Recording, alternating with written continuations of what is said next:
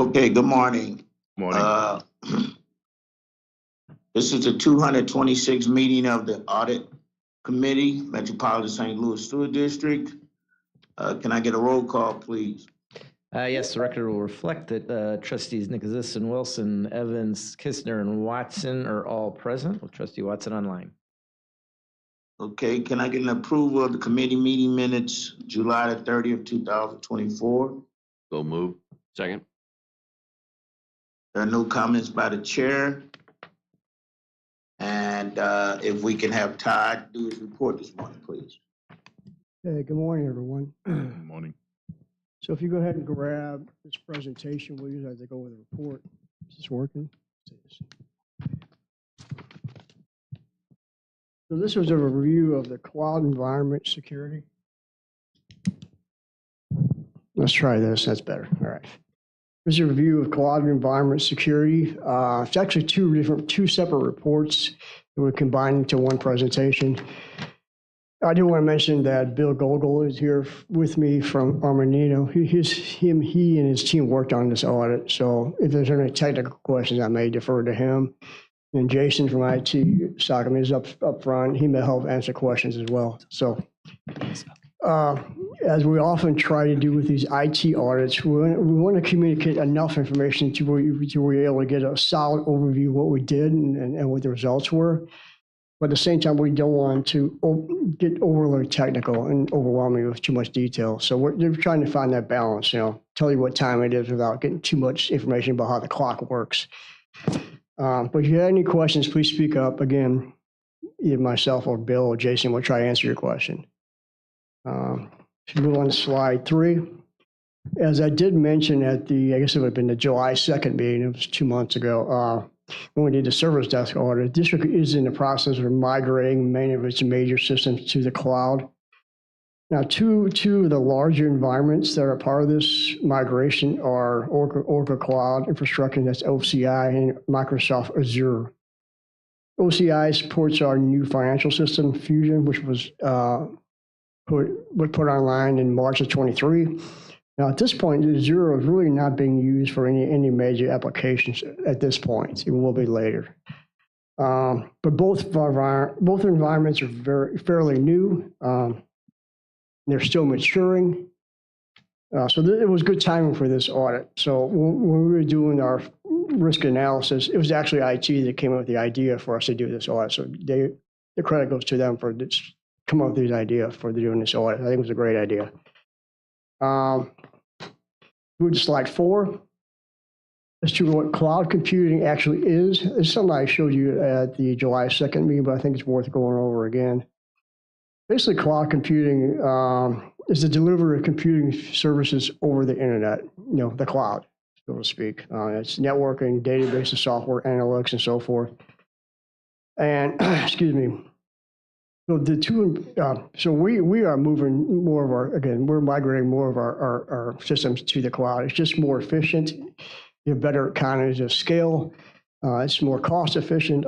These companies that provide these services are purchasing resources in massive quantities at low cost. So we actually save money doing it by doing this way. So the old days of having everything on site, those days are gone, I think. We use the services that you see at the below in the bottom half of that page. We use all 3 versions: infrastructure as a service, platform as a service, software as a service. Now, the 2 environments we're looking at today are infrastructure as services. You can see examples of the software as a service. We have our billing system. We have Fusion, which is a GL. We have payroll system, and we have our service desk system. Those are examples of those. If we go on to slide 5. So the scope for this engagement, again, consisted of review and assessment of the configurations and controls around those 2 environments that I just mentioned, Oracle Cloud and Microsoft Azure. The majority of the field work was completed during April of 24. So we'll look at the configurations that were existing as of that time period. If we go on to slide 6, as to the objectives, we wanted to make sure the controls within these environments are adequate and in line with best practices. So the key categories within each environment are listed below. There's 6 for OCI, and there's, I think, 9 for Azure, Now, the two environments have some similarities, but they're not, they're not the same. The OCI is really good with databases. It's an Oracle product, so obviously it's really good with Oracle products. We use it for our Oracle GL system. Azure has more of a wide range of uses, and it's really good, particularly good within the Microsoft ecosystem. Obviously, it's a Microsoft product. Move on to slide 7. Approach methodology. So to perform the audit, first step was to obtain and review some framework guidance. We obtained 2 documents, the 2 documents listed below. Both are published by the Center for Internet Security, CIS. The documents basically, they establish baseline configuration for the 2 cloud environments. They're very detailed, very comprehensive. The 2 documents together are almost 800 pages.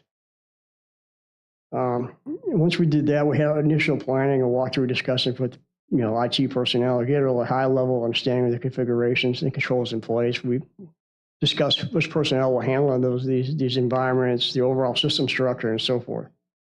So based on all that, the review of the guidelines and our discussions with IT, we developed some very extensive questionnaires and quest lists that we submitted to them and let them complete those questionnaires and provide more information, more documentation to us. And then once we got that material, that's kind of when we started really auditing.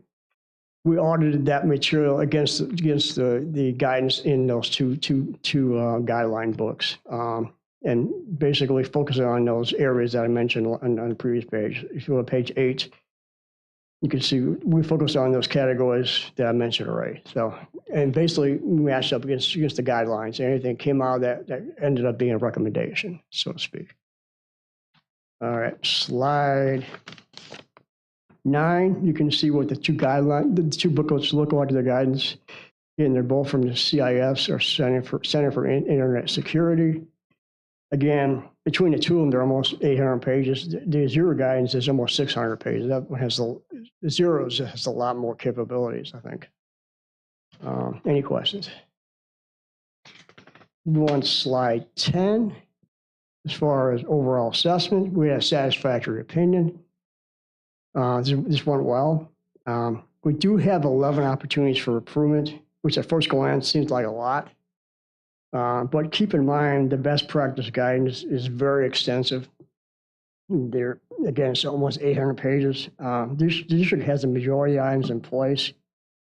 Again, the environments are very new, especially Azure. Azure, again, is not actually in production, or is not hosting in production at this point. A lot of what we saw are settings, or what I call setting tweaks that needs to be made. So, any questions? So we're going to go on to slide 11, and I'll go over the recommendations. The first 4 belong to the Oracle environment. So the first one is OCI, network ingress traffic. Basically, that's inbound traffic into the environment. And what we saw there, the policies are a little more permissive than best practices prescribed. So we have a few recommendations that will help make the policies a little more restrictive. And those recommendations are listed there. I'm not going to go over each one. Let's move on to slide 12. The next item has to do with secure boot configuration. So the OCI environment is running what they call 4 virtual machines in the tenant. Now, I'll explain a little bit more about that on the next page. But these virtual machines are not configured with secure boot. Basically, what secure boot does, prior to allowing the system to boot up, it verifies the digital signature of the software on the system. So basically, it's making sure the software or any part of the system hasn't been tampered with before it boots up. So it is a good security measure. So we're recommending they, configure all the virtual machines with secure boot.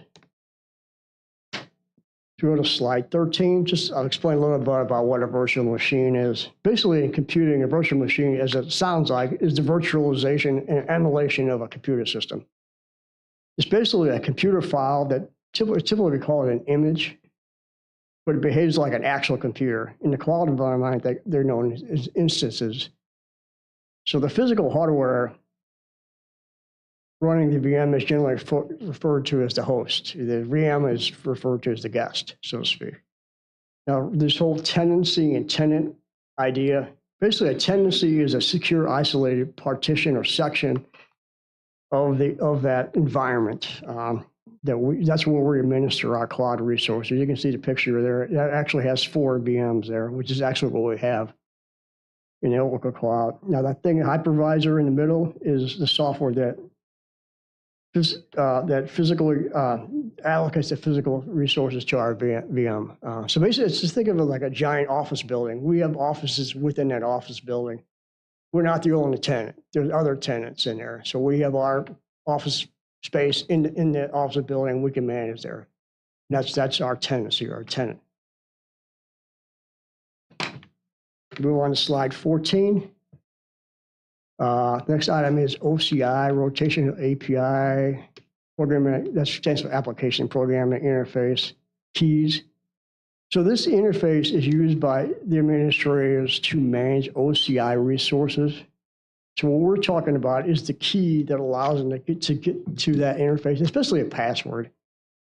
And the best practice is to rotate those keys every 90 days. Right now, we're doing it 120 days. So we're recommending that we change that to 90 days to meet best practices. All right, slide 15. Excuse me. Yes, Can I ask a question? I've had this question running, and this is as good a place as any Okay, as an sure. example. So we were doing it at 120 days, 90 is best. How did we get to 120? Why were we not operating? And the same with some of these others, you talk about settings that needed to change or to tighten up. If those were the right settings for the manual, why were we not? And I'm probably being very simplistic.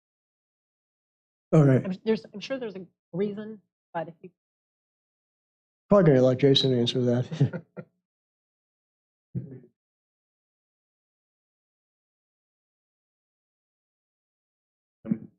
Sorry. Again, we looked at the strength of the password that we use and the encryption key and looked at it to decide whether or not 90 or 120 days. At the time when we were setting this up, we didn't have all of the guidance. So we went with recommendations on some of the contractors that helped us set this up. And that was the default settings that we did. So we increased our password strength and our encryption strength to compensate. And we felt that 120 days was adequate.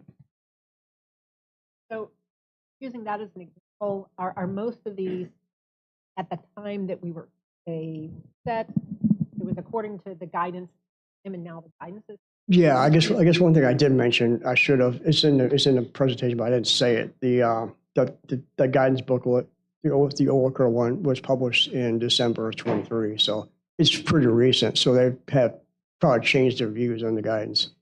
That's Yeah, so that's my bad for not. I should have mentioned that. Does that answer your question? Yeah. Okay, thank you.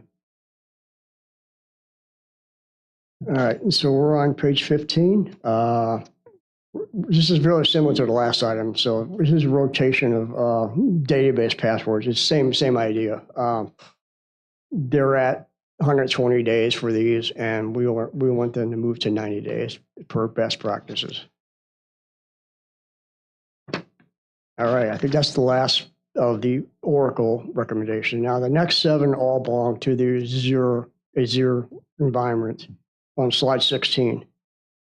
So the first one is identity and access management.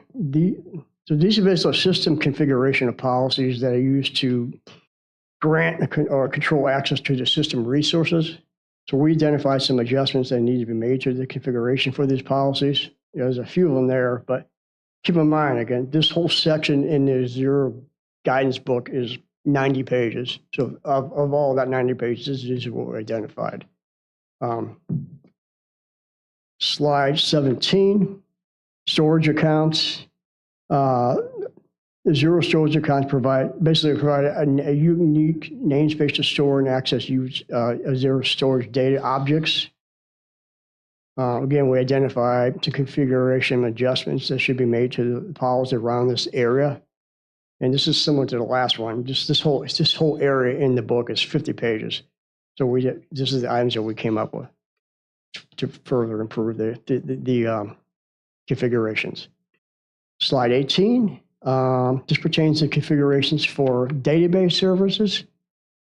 We identify a couple opportunities to strengthen the overall policy for these. The first one has to do with ensure that private endpoints are used where possible. What this does, it prevents exposure to the internet when you use private endpoints. And I also want to make sure that audit and retention for system audit logs is greater than 90 days. So when you go back to look at the audit logs, the data is still, the data that you want to see is still there. Slide 19, logging and monitoring.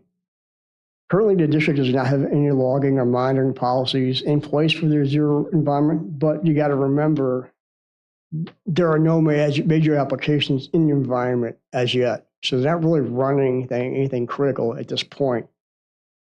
And the guidance does say in order to establish your policies for monitoring and logging, you got to scope it out and do an evaluation. That's what we're recommending they do. So once they start using the environment for production, then they need to do an assessment to determine what the appropriate policies are for this, and then they can put them in place.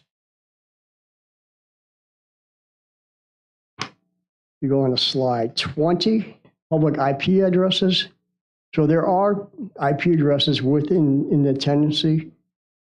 And the one thing we're not doing regarding those IP addresses, we do not perform a periodic evaluations of the addresses. That should be performed quarterly, maybe something like that. You basically want to review these addresses to make sure they're actually necessary, and then you also make sure they were intentionally created and their controls. We want to limit our exposure to the internet. That's the idea behind that. And she moved to slide 21. We're back to virtual machines again. This is within the zero environment. We identified a couple of improvements for the virtual machines. We wanted to make sure that the unattached disks are encrypted with customer managed key. That's a lot there. And basically what district is using, what they're using is a zero managed key. So what this is an encryption. The customer managed key is an encryption that is managed actually by the customer, and it's a stronger encryption. And when they refer to unattached disks, that's for storage. It's within the virtual machine. Sometimes they'll get rid of a virtual machine, and the disk will still be there. So it loses security of the virtual machine when it's taken away. So you want to make sure those disks are encrypted if they're by themselves. That's the idea behind that. Then we also want to make sure a trusted launch is enabled. That's the same thing as secure boot that I mentioned in the Oracle section. It basically does the same thing. Any question there? So the last item is app service, and that's an HTTP-based service for hosting web applications. It integrates with Azure. So we identified a couple opportunities to improve the policies around this. First off, we want to make sure the file transfer protocols are disabled, and then make sure we're using the latest HTTP version, which would be the one that was published in 2022. So I just want to mention that IT is on the same page with us on these recommendations. I think everything's should be implemented by the end of this calendar year. Are there any questions?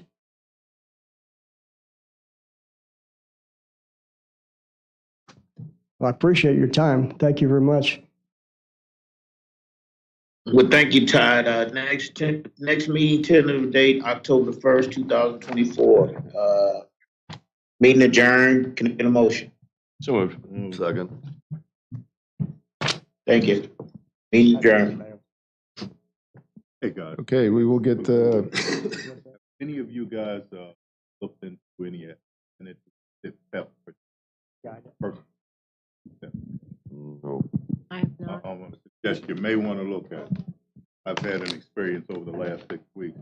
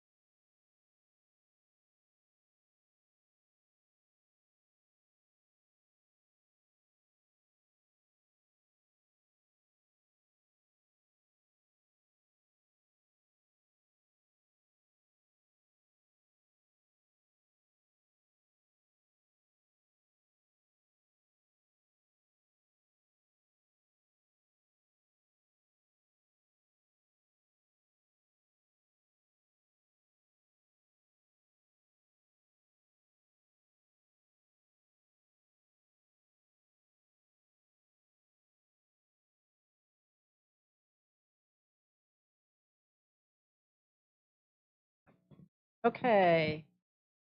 Morning, this is the 258th meeting of the Program Management Committee. Can we start with roll call? Yes, and I should have noted that Trustee Wabi did join us online at the start of that last meeting. So we have all trustees present with Trustees Wabi and Watson online. Okay, we have draft meeting minutes for the July 30, 2024. We have a motion to approve. So moved. Second. All right, there are no comments by the chair, and we're ready for our engineering department item. Good morning, trustees. A number of items and then a special presentation under other business. First item is a CSO volume reduction green infrastructure grant for Greenwood Cemetery. The ordinance will authorize the district to enter agreement with Greenwood Cemetery Preservation Association, provide financial assistance through the grant program. Purpose of the project is to reduce combined sewer overflows to the Mississippi River. The project will reduce volume with the installation of permeable pavers. The total cost of the project is estimated at $104,510. The Preservation Association is requesting $48,060 reimbursement. In your package, you'll find an exhibit showing a roadway within the cemetery that's being replaced with permeable pavers that will capture runoff from the cemetery. It's located in the Hillsdale area, this project. All right, the next item is River to Pear Channel rehabilitation. This action will appropriate some additional funds and authorize staff to amend a design contract on a new construction project starting. This ordinance authorizes the district to enter in amendment number 6 with Wrights and Gens to provide post-design services for the River to Pear Channel rehabilitation. The project consists of design and replacement of channel, bottom, side slopes at various locations along River to Pear Channel. The construction estimate for the project is approximately $4.8 million. This will bring the total appropriation of $400,000 will bring the total appropriation for the project of $1,400,000. Are there any questions? The next item is a planned supplemental appropriation for a construction project called St. Joachim Sanitary Relief. The work being done for this project consists of construction of approximately 3,700 linear feet of pipe sewers 15 to 30 inch in diameter. The purpose of this project is to alleviate wet weather sanitary surcharging and building backups along this area. This is a supplemental appropriation to the original appropriation is necessary due to costs associated with unforeseen conditions we encountered during construction. Required several revisions to the project. Approximately 75% of the project, once we got in, we were removing 2 existing lines with 1 new line, and the original sewers were backfilled with sand and rock and caused extreme difficulties for excavation. It started undermining the streets. We started losing the water main. We were causing quite a bit of problem. We basically stopped construction. The water company relocated. The water main, it was an old asbestos water main, which wasn't helping. But there's quite a bit extra excavation and shoring required for the project. The water company, we're not paying for the water relocation. And what it did basically was almost double the amount of pavement that we're going to have to replace on the project. So that's why we're bringing the this supplemental appropriation for the project. The water main has been relocated, and our contractor has moved back in and to complete the project. And we're hoping to get everything completed before the end of the year. So initially, this project was projected to be a $2.5 million project. That is correct. Now it's 5. Correct. Like I said, on projects like this, one, you had we've almost doubled the width of the trench in order to keep the street, everything from undermining. So you doubled your excavation over 75% of the project. And again, it's located in the street. So it, in some cases, we're replacing the whole width of the street, where before we were replacing half. So that's pretty much where most of the expenses, the additional excavation, shoring, and then the pavement replacement. We are working with the city. The city did have a project planned to do some overlay work. We're hoping that they will assist with some of the pavement replacement. But that hasn't been negotiated yet, but we wanted to continue with the project. So should the initial design have? On these projects, it becomes really tricky because when we go and do subsurface exploration, drill holes to see what we're dealing with, if the sewer's in the street, generally won't drill in the street just to avoid putting potholes in the street. So we'll go adjacent, along in the tree lawn, things like that. And it did not pick up the fact we had the sand backfill in the excavation. So in this particular case, and we did do subsurface exploration, it just didn't show up. We weren't aware of it. Had we been aware of it, we would have still had additional excavation, shoring, and the street replacement in order to replace the sewer. Understood. I was just thinking about the No, first question I asked myself, did we know it was there? Yeah, we would have probably avoided some of the disruption we've had out there with the water main, because then we could have talked to the water company and about the condition of their water main, things like that. So is there anything to be learned, done differently, better practice? Is this just? Yeah, again, we have these. I mean, occasionally at least get some exploration in the street, closer to the sewer if possible. This particular case, the fact that there were two sewers there side by side, one deeper than the other, made it a little more difficult as well.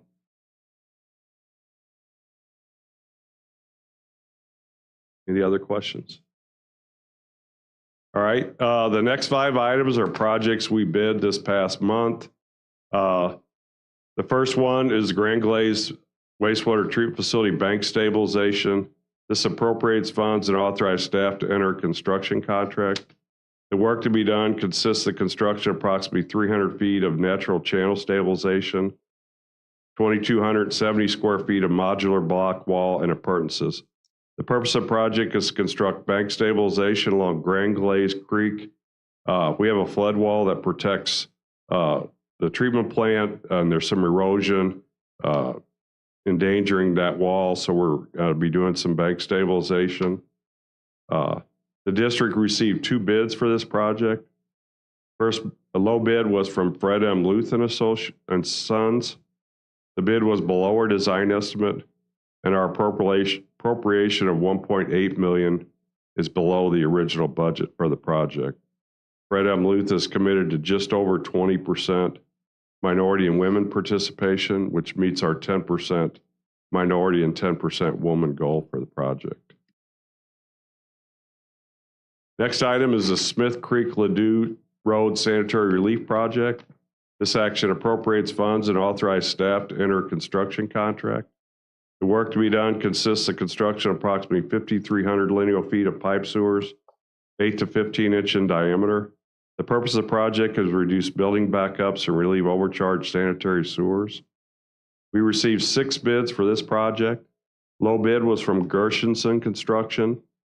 The bid was below our design estimate, and our appropriation of $3.8 million is below the original budget for the project. Gershenson is committed to 20.39% MWB participation, which meets our 10% minority and 10% women goal for the project. Next item is the Delwood Creek Bank Stabilization Project. This action appropriates funds and authorizes staff to enter a construction contract. The work to be done consists of construction of approximately 725 lineal feet of natural channel stabilization, 350 lineal feet of modular block wall, 29 feet of storm sewers, 12 to 24 inch in diameter. The purpose of this project is to alleviate stream bank erosion occurring along a reach of Delwood Creek between Hudson Road and West Florissant. This project we had 7 bidders on.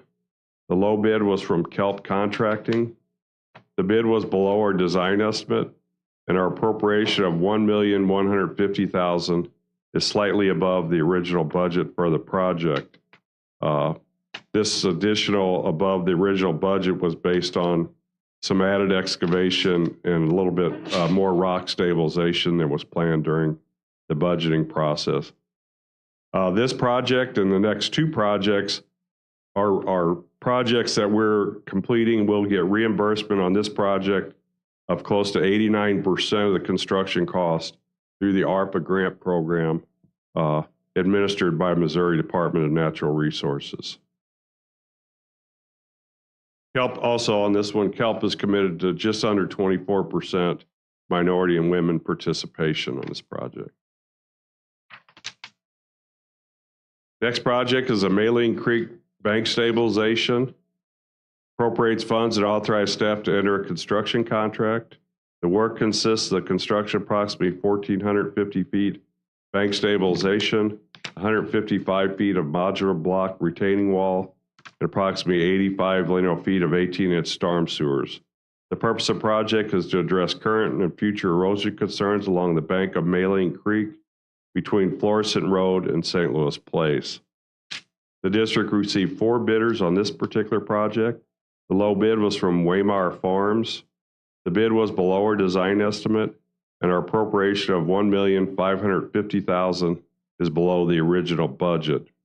Again, this project will be funded by approximately 89% through the ARPA grant program through Missouri Department of Natural Resources. Next item is the River to Pear Channel Rehabilitation. Section appropriates funds and authorizes staff to enter a construction contract. The work to be done consists of 6,200 square yards of concrete-filled geocell, 1,500 square feet of cast-in-place gravity wall, 4,100 square feet of reinforced concrete facing, 400 square feet of concrete L-shaped wall, and 2,700 square feet of cast-in place concrete. As you can see, there's a lot of different types of construction in River to Pear. In addition, we'll be removing and replacing approximately 24 feet of pipes adjacent to River to Pear. The purpose of this project is to rehabilitate the deteriorated sections of the River to Pear channel. The district received only 1 bid on this project. The low bid, it was from Tarleton Corporation. It was slightly above our designer's estimate, but the appropriation of 5.25 is below the original budget for the project. This is an ARPA project that has to be bid before the end of the year. The project was right in line with our estimate and the budget we had for the project. We're recommending proceeding with the single bid. The contractor that's very qualified can do the work. We did talk to some of the others, and as you can imagine, working River to Pear, there's a lot more risk involved, and that's kind of what we determined was the reason of only getting the 1 bid. Mainly because you have the potential of moving in and out of the River to Pear during wet times. This project too is going to get about 83% reimbursement from the ARPA program. All right. And then the last 4 items on the agenda today are all reimbursements through the OMCI grant program to various municipalities. The first one is the Coldwater Creek reimbursement to the city of St. John. All these ordinances authorize the district to enter into intergovernmental agreements with the different municipalities, in this case, St. John, for eligible stormwater expenditures where revenues collected by the Coldwater Creek OMCI. Eligible expenses include storm sewer, inlet construction, drainage improvements, stream bank or erosion projects, clearing under bridges, stormwater planning, engineering costs for projects, and other stormwater related expenses. This particular project for St. John is the Orlando Avenue storm sewer. The city will be contracting for engineering services for the design of a roadway improvement and new storm sewers on the street for where it has flooding along a stretch of about 1,100 feet. The cost for the engineering is $55,462. We are reimbursing $25,531, which covers only the drainage portion of the engineering design. The next one is a Deer Creek reimbursement for the city of Frontenac. This is for our project Country Lane Stormwater Improvements. The city will be contracting for engineering and construction to address several flooding concerns within the Countryside subdivision. The estimated cost of the project is $400,000, and we agreed to reimburse for up to $128,529 of eligible expenses. Next project also is the Deer Creek OMCI reimbursement for the city of Olivet. The project that the city is performing is a stormwater master plan. The city will contract for engineering service to prepare a citywide comprehensive stormwater master plan. The estimated cost of this master plan is $134,000, and we are agreeing to reimburse the full $134,000 for the projects. When the cities perform these master plans, it's very beneficial to us because then we have their data to put into our system, especially if there's a project identified. It allows us to complete that, put that in our program, and allows them to utilize their OMCI reimbursement dollars. Then finally, the University City OMCI reimbursement. The city of University City is building a detention basin in the upper river to Pear. This project will be for the professional services and design of a large detention facility in Woodson Road Park in Overland. Design of the detention basin will be performed by the Corps of Engineers. The Corps identified this project as a flood mitigation project in the upper river to Pear. OMCI dollars in the district have participated in the original study of this flooding in the upper river to Pear. The estimated cost for the design work is $1,477,334. And the portion, University City's portion of this reimbursement is $369,334, which is what we're providing as part of a grant for this program. And that is all the agenda items.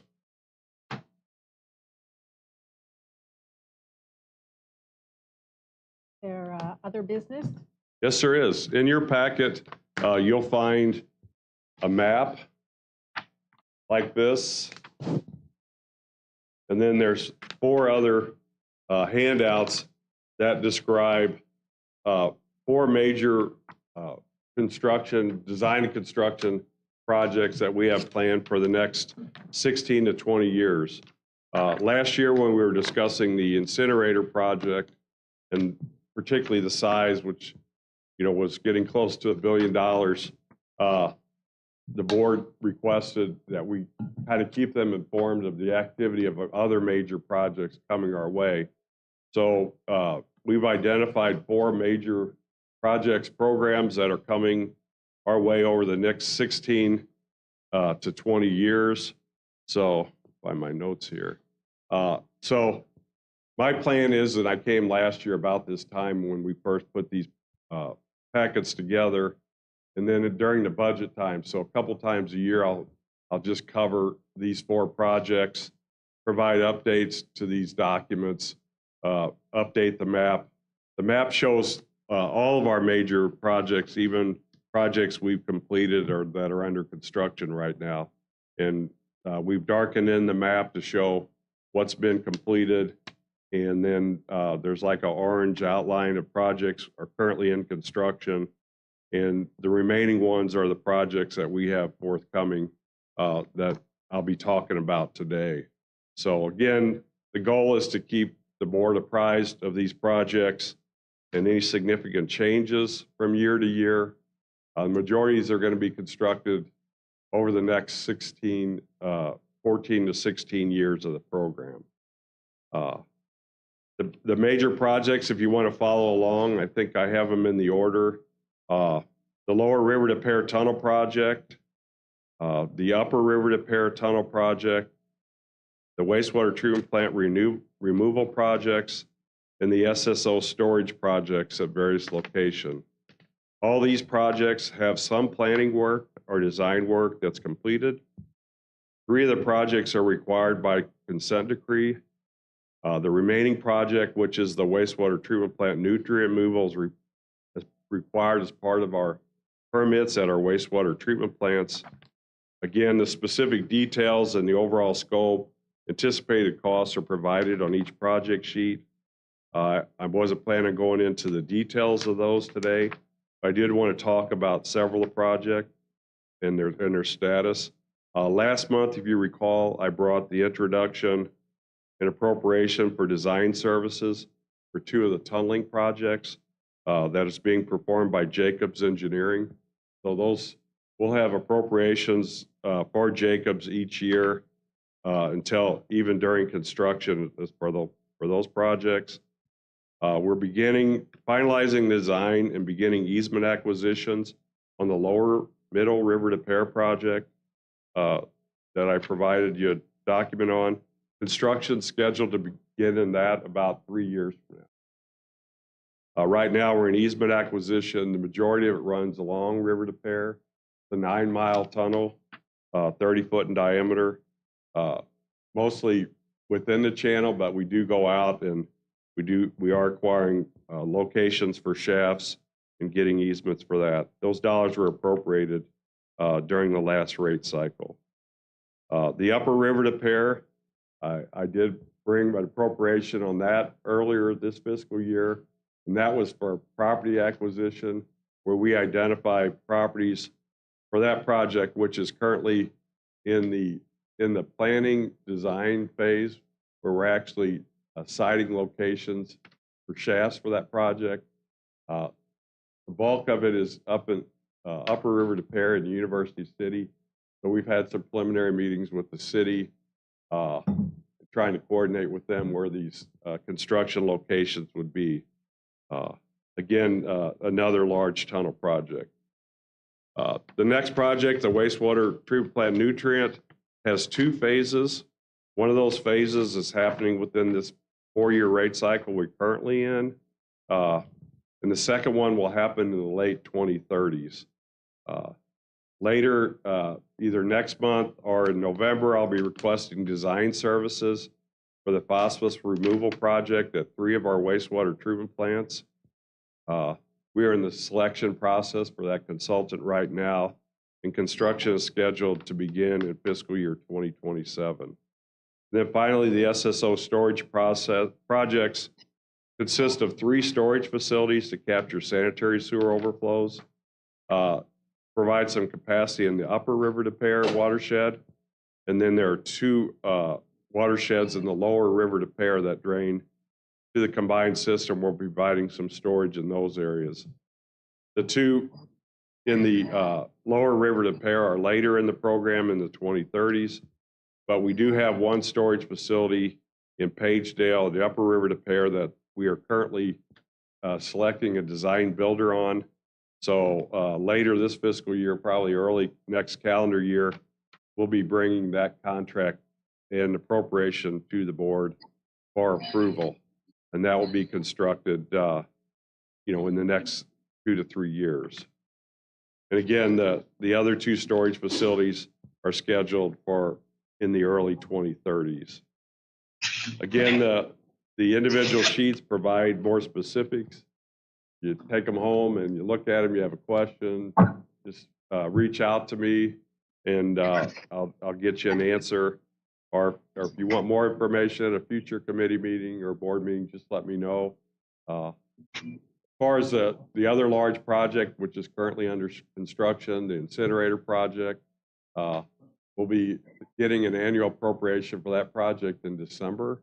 And we're going to give a real formal presentation of the activity there with pictures, and Alan Mueller of my construction group will be here to answer any questions on that. So we'll give you a full-blown review of that project. Any questions at this time? Yeah, Rich, thank you very much for giving the detail and on these longer range projects. I think it's great that we know what's coming. But real quick, I was wondering, can you go back to the phosphorus, those phosphorus things? What? I think we have two of them on here. Nutrient removals. Tell me where does this nitrogen and phosphorus come from? It comes from basically our wastewater, but there is a great deal of phosphorus and nutrients that come from a stormwater runoff as well. So we're a contributing factor to the phosphorus in the Mississippi River, which is the big component, because this phosphorus contributes to the Gulf hypoxia. If you look at the photo up in the upper right-hand corner, this is really what that's about. Those nutrients get down into the Gulf of Mexico and create what they call dead zones.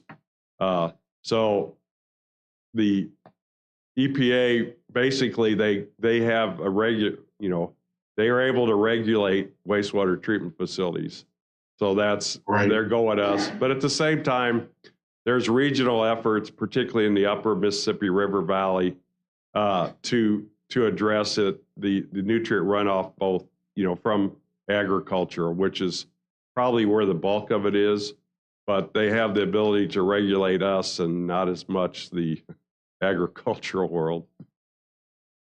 Yeah, and that's sort of what I was getting at. It's like, why it seems like the runoffs are from ag more so than us, and yet we're bearing, and the taxpayers in this region are bearing the cost of the cleanup. Again, I think they're trying to address it in a contributory way. They understand, and we are able to see how much we're contributing.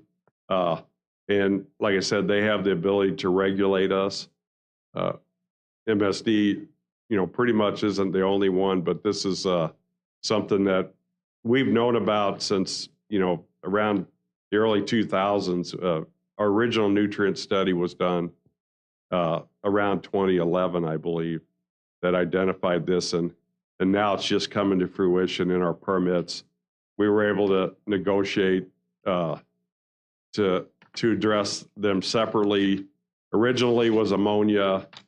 Now it's the phosphorus, and then the future will be nitrogen. The nitrogen is extremely expensive, and hopefully there's some changes that happen before that comes along.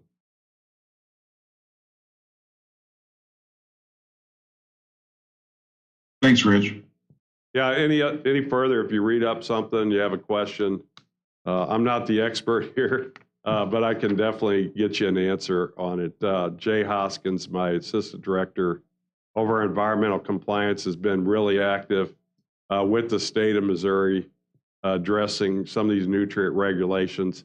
They went after lake nutrients first, and now headed to the streams and river nutrient impacts.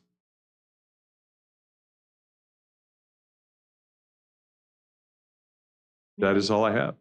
Other questions? Our next candidate date is first. Have a motion. So move. Second.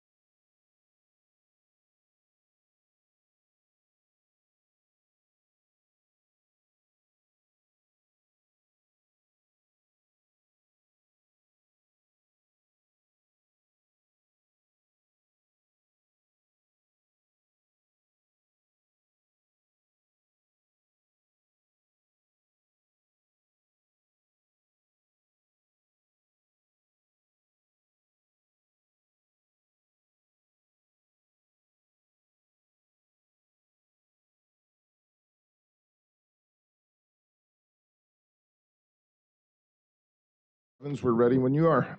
Okay, we'll call to order the 306th meeting of the Finance Committee. Get a roll call, please. Yes, the record will reflect that all trustees are present. Trustees Wabi and Watson are online.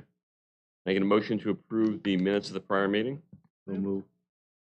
I have no comments. Next item is a pension quarterly performance update. We have Mike Comstock from Aon on the phone, and he's going to walk through the quarterly update. All right, thanks, Tim. Good morning, everybody. Yep, we are going to be looking at performance through June 30th for the pension and DC plans. Page 5 of the report is where I'll start, and should have a header, Major Capital Markets Performance Summary. And what we're trying to do here is just frame the picture of the market environment to give you all a sense of why your plans and underlying assets performed the way that they did. And the second quarter continued along decently. You can see on the left-hand side of page 5, you have mostly black numbers with some in red. Small cap U.S. equities and non-U.S. developed markets lagged global equities in general and U.S. stocks. Bonds were flat, I would say. The U.S. investment grade bond index returned 0.1. It's going to be a reflection of interest rates ticking up a little bit over the second quarter, which, again, the inverse relationship between interest rates and bond prices. As rates go up, bond prices fall, and the opposite is true. As interest rates go down, bond prices rise. And I want to bring that contrast in the discussion here, because if you can see on the right-hand side of page 5, the quarter-to-date number for U.S. investment-grade bonds was up almost 4%. And what happened there is interest rates came down. And the reason interest rates came down is because the market is thinking that the Fed is on the verge of cutting interest rates. We've had inflation as the primary focus for the Fed over the last few years. And, the Fed ultimately trying to find a way to bring inflation down. And they did that by raising short-term interest rates from 0 to 5.25% over about a 1.5-year time frame, and they've kept them there. Well, now that inflation has come down close to target, call it roughly 3% or so, and the fact that the job market is showing some signs of weakness, the Fed is, at least based off market pricing and comments from Fed Chair Powell, ready to go the other way. The market is largely expecting a 25 basis point rate cut here when the Fed meets in a couple weeks. There's a chance that we could get a 50 basis point rate cut. I think a lot of that will depend on the job report that comes out here in the next week. If it's extremely weak, the probabilities of a 50 basis point cut are going to be higher. But at this point, we're thinking the Fed is ready to go with a 25 basis point rate cut. And again, the market's sort of getting ahead of that. Interest rates move down across the curve, and that's why you see bond prices doing okay. And equity markets, after the July job report came out, which was pretty bad, below expectations, we added roughly 100,000 new jobs. The market was expecting closer to 200,000. So when that report came out, the market sold off. Volatility increased, interest rates came down, and equity markets suffered. Well, we made a very quick recovery here. And on a quarter to date, across the board, you can see that on the right-hand side of the page, all these equity markets have rallied. And on a year-to-date basis, on the far right-hand side, are up significantly. We produced this report about a week ago, but markets are up even a little bit more since then. So it's been a pretty good 2024, certainly better than what most everybody would have projected. 17% return as an example for U.S. large cap stocks, largely driven by technology. It's been the hottest part of the market, and investors with monies in those funds have certainly been rewarded. I'm going to skip ahead to page 6, and I'll just cover 3 sort of macro econ slides for you. On page 6, on the left-hand side, you can see GDP growth. The expectation is GDP in the U.S. is going to grow at about 2% in 2024 as a whole. We're looking at data here out of the Atlanta Fed that shows what expectations from the Atlanta Fed for 2024 growth has been. And it's been all over the place. But at this point, the Atlanta Fed, most economists are projecting roughly 2% growth here in the U.S. in 2024. And one of the reasons why growth has hung in there is because the consumer. On the right-hand side, you can see consumer spending. Consumers make up about 2/3 of GDP here in the U.S. And The employment picture has been pretty decent. Wage growth has of late kept up or beat inflation, and that's enabled us all collectively to spend. And that is the primary driver for GDP being pretty decent. 3% growth last quarter and expectations of a 2% GDP over 2024 as a whole. Page 7, payroll numbers. And again, this chart on the left is a little stale. I mentioned that we had a really weak payroll number in July. It's not reflected here, but again, that number was about 115,000 or so jobs, significantly below what expectations were. Again, a primary driver for why the Fed is feeling more comfortable cutting. They don't want to break the economy. They don't want to break the job market, but they've long acknowledged that a little bit of an uptick in unemployment and some weakness in the job market would likely be necessary to bring inflation down. And again, that is starting to come to fruition. A slightly weaker job market is giving the Fed a bit more comfort with cutting interest rates here. And then finally, page 8, inflation. Again, we talked about this a little bit earlier, just how important this has been for the Fed, and their primary focus has been to get inflation back closer to their 2% target. And we've made a lot of progress. You can see that from the darker line, where this is headline inflation, the CPI, not exactly what the Fed looks at, but pretty darn close. We've come down from 9% inflation in 2022 to about 3% as we sit here today. Now, the unfortunate news is that all those inflation numbers are sort of baked into prices today. So it isn't like, oh, prices are only going up 2 or 3%. Yeah, that's fine, but that's on the heels of prices rising between 7 and 9% over the last couple of years, really starting back in 2021. But the good news is that higher interest rates has slowed the economy a bit, and inflation has started to come down to more reasonable levels. So what does this all mean for your plans? On page 10, we're looking at the pension plan performance. Modestly positive second quarter return. We're looking at net of fees across the board here. So 0.6% return in the second quarter, 4.5% for the first 6 months of the year, and a very healthy 9.6% return over the last 1 year with alpha generation, which is great. You beat your benchmark, which means that the underlying active managers have been able to add value net of fees above that of your policy benchmark return of 8.8%. So the last year, like I said, for the pension plan has been really good. Page 12 shows the current asset allocation. We're looking at, as of 6/30, your board-approved policy targets in gray, and then in red, we're showing where the current asset allocation was as of 6/30, and then the lighter gray is just showing any differences. And for the most part, these are in line with expectations. Real estate is underweight.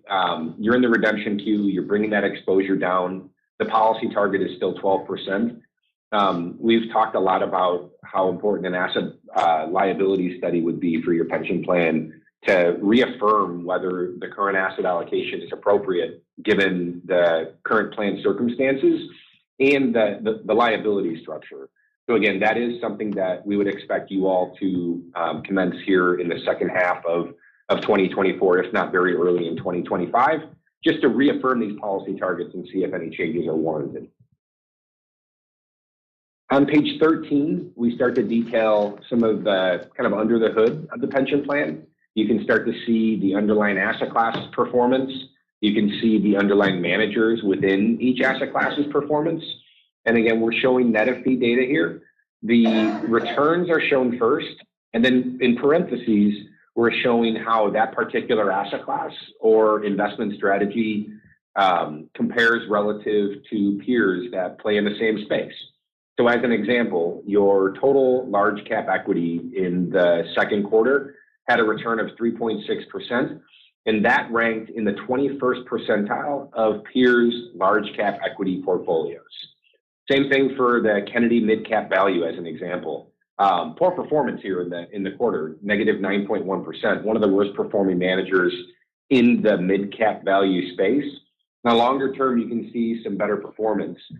In fact, Kennedy has been one of those managers that's outperformed its benchmark over the 3, 5, 10-year periods, outperforming the benchmarks and faring fairly well relative to peers. So that's how that's how this data is intended to be absorbed. The performance net of fees, and then the rank relative to other like funds. Lower numbers are better here as it relates to how the universe rank compares. Page 14 is looking at the fixed income portfolio here. And again, no surprise, fairly modest returns here for the underlying managers in the second quarter. Fixed income as a whole was slightly negative. That's a result of a global bond portfolio, the Brandywine Fund. But again, as you look a little bit longer term, 1 year, given where interest rates are, fixed income delivered a fairly decent return of 3%. And then that 3-year number is still battling the rising interest rate environment that we've lived through here over the last few years. Not surprising to see fixed income returns negative over 3 years, given the headwind that all these strategies face when interest rates were moving up. Again, current yield in fixed income is fairly robust. You can get anywhere from 4 to 6% without taking any risk at all. And if interest rates don't move up, you'll start to see that. You'll start to see fixed income deliver returns that are closer to that 5% number. And again, that's just a reflection of where current yields are in the marketplace. I'm going to shift gears here to the DC plans, starting on page 15. And you can see here, we're looking at two different snapshots of pie charts. One is where the DC assets were as of the end of the first quarter. And on the right-hand side, you can see where the DC assets were at mid-year. And on the bottom right, you can see in aggregate what the asset level is, about $132 million. And you can see how that's spread out across the tiers. We'll flush that out here in just a slide. Tier 1 on page 16, those are the QDIA, your default option, where if investors don't make a choice, new participants will be mapped into these target date funds. That's something we like a lot. We think the vast majority of DC plan investors should simply be in a target date fund. These funds get less risky over time as a participant ages and gets closer to a target retirement date. These funds start to take equity exposure out of the portfolio and increase fixed income or safer assets. They're performing in line with expectations. So you can see the performance here is really good. The quarter was pretty strong. The year to date has been great, and the 1 year number even better. So again, participants in these funds over the last year have been handsomely rewarded. And the funds that have more equity exposure, like the 2065 fund, which has roughly 90% equity exposure, has done a lot better than, say, a 2025 fund, where that fund has gotten more conservative over time. Target retirement date is just funds only have about 30% equity, and the returns reflect that. Equity markets have been stronger over the last year. That's why the heavier equity postured funds have done better. And again, these are very low cost index funds that are target date, and we're showing net of fee performance here. Page 17 looks at the rest of the lineup, Tier 2 and Tier 3. Tier 2 are passive funds managed by Vanguard. You can see there's 5 different options that participants can choose from. The S&P 500, which has been the star, 25% over the 1 year period. And again, tech has been a large contributor to this fund and equity markets in general. Over the last few years, it's been the strongest performing segment of the market. You can start to see that a little bit more when we get into your active funds with one fund in particular. But these passive funds are performing in line with how they should. They're supposed to track the market, and they've done that. Now, Tier 3 is where you get active funds. You have 3 different equity funds, large cap value, large cap growth, and an international fund. And then you have 2 safe investments. You have a cash fund or a money market, and then a stable value fund. Now, I mentioned tech has been a strong performer. Take a look at that 1 year number for the Vanguard US Growth Fund, a return of 32%. Now, I know it failed to keep up with the benchmark, but I don't know if any participant will be disappointed seeing 32% over the last 1 year period. And again, that's just that fund ultimately playing in the right pond, which is US large cap growth, which is very tech heavy, which again has been a great performer. Not surprising to see the money market fund outperform the stable value fund. Those are the bottom 2 funds on the page. Short-term interest rates are high. That's predominantly where these funds play. The money market fund in particular.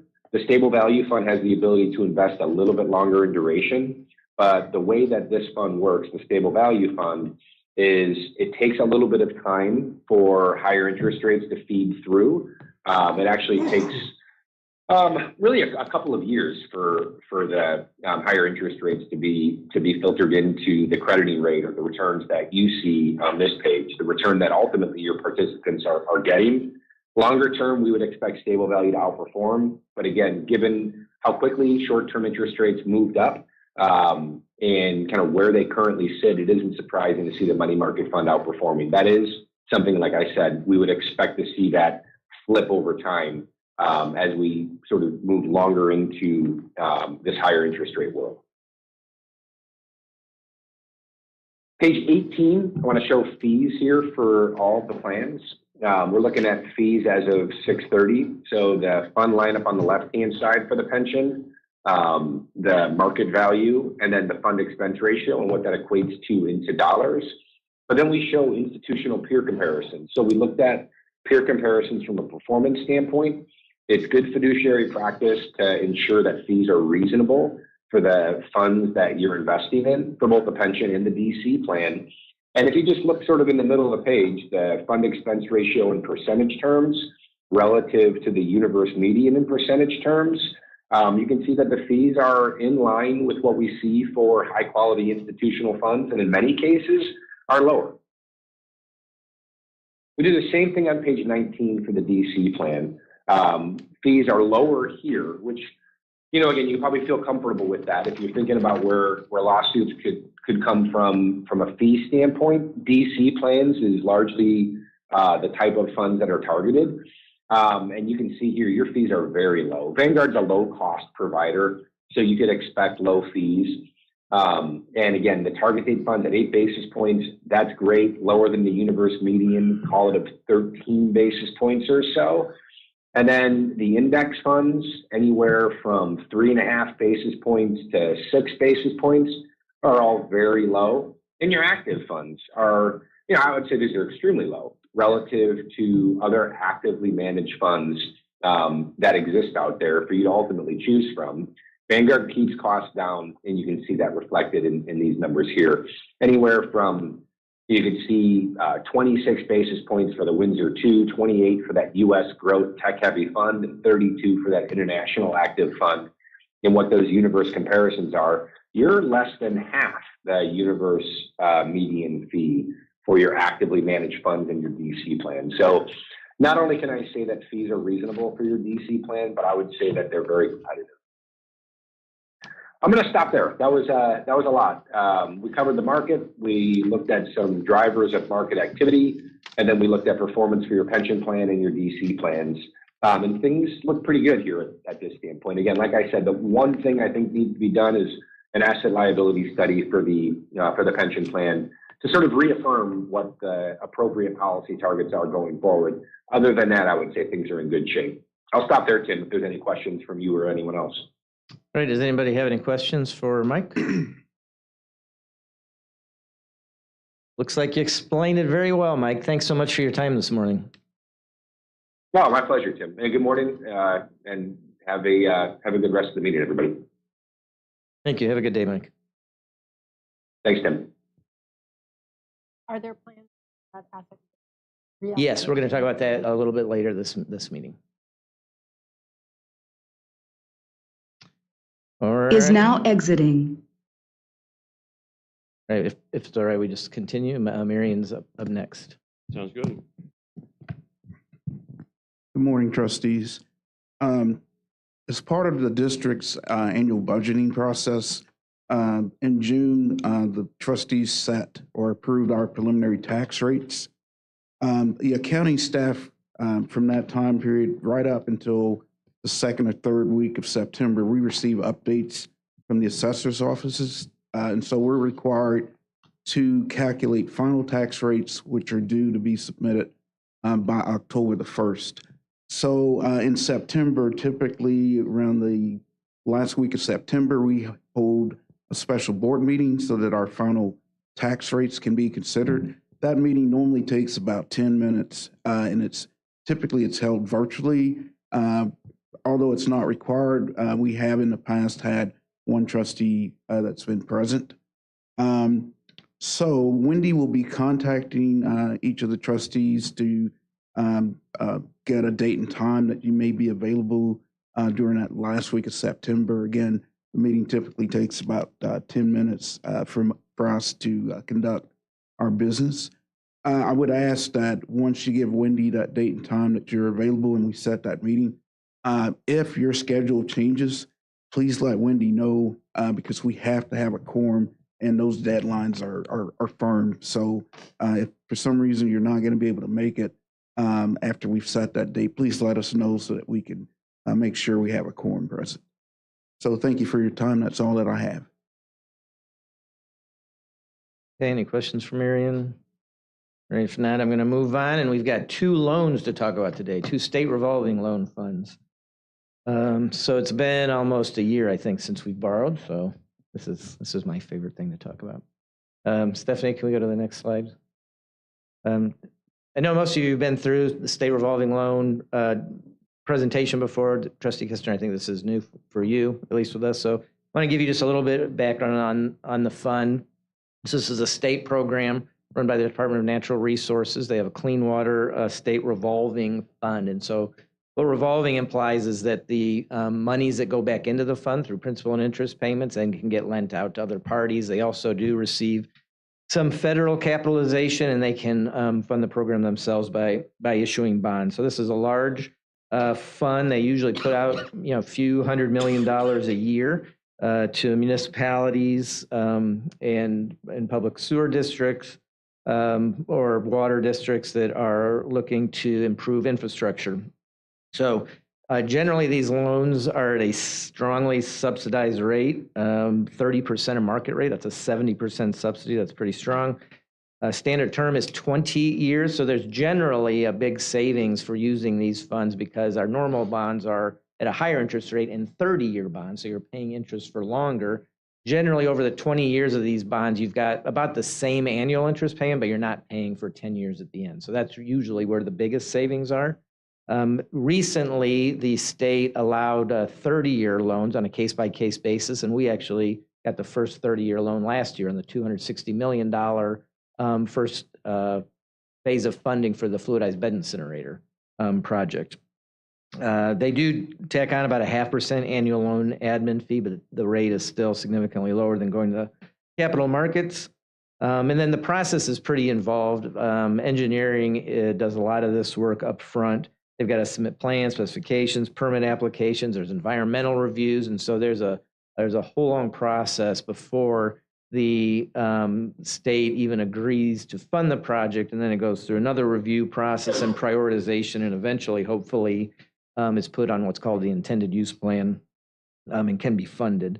They also have a contingency list on the intended use plan, which one of our loans today has been on, which is not a guarantee of funding, but if funds are available, then they will try to work out a way to fund the program. And then something that started happening a few years ago is they can also pair these loans with a subsidization grant, which is basically a smaller, usually $1 million, $1.5 million, a forgivable loan or free money to help with the project. So that's been helpful to us as well. And I know our engineering group has been very active working with the state to try to get those grants on a lot of these loans. On the next page, I'll talk a little bit about loan terms. I mean, in general, these loans are structured very similarly to our capital market loans. They're secured by pledged revenues. They still require that we, continuously own and operate the system, collect rates that cover all of our costs. So we do issue these on a subordinate basis, which just means that if we had to choose, got in a situation, which we don't expect and should never happen, where we could not pay off all of our debt, the senior would get paid off first. But generally speaking, if you go a subordinate loan in the capital markets, you'll have a lower credit rating and a higher cost.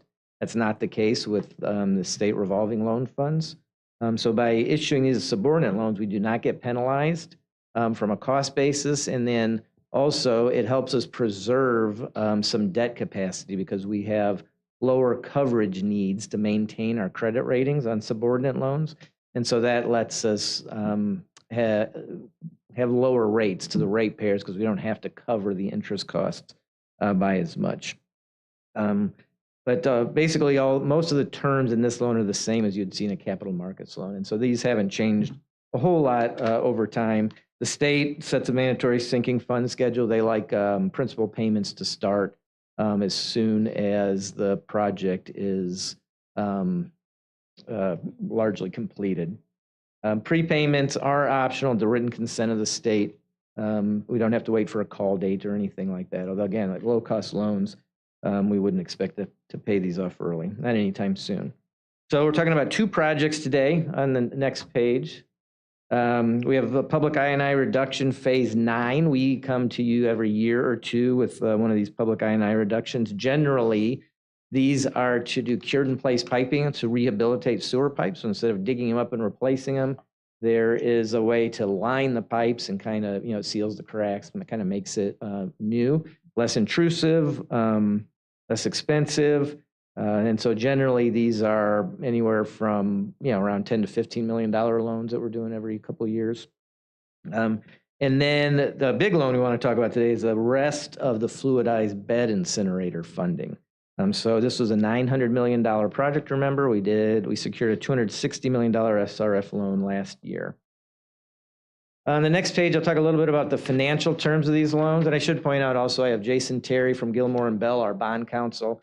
He works very closely with the bond counsel for the state in helping us get the paperwork together and works with our legal team to get the necessary opinions so that we can be ready to close and fund these loans.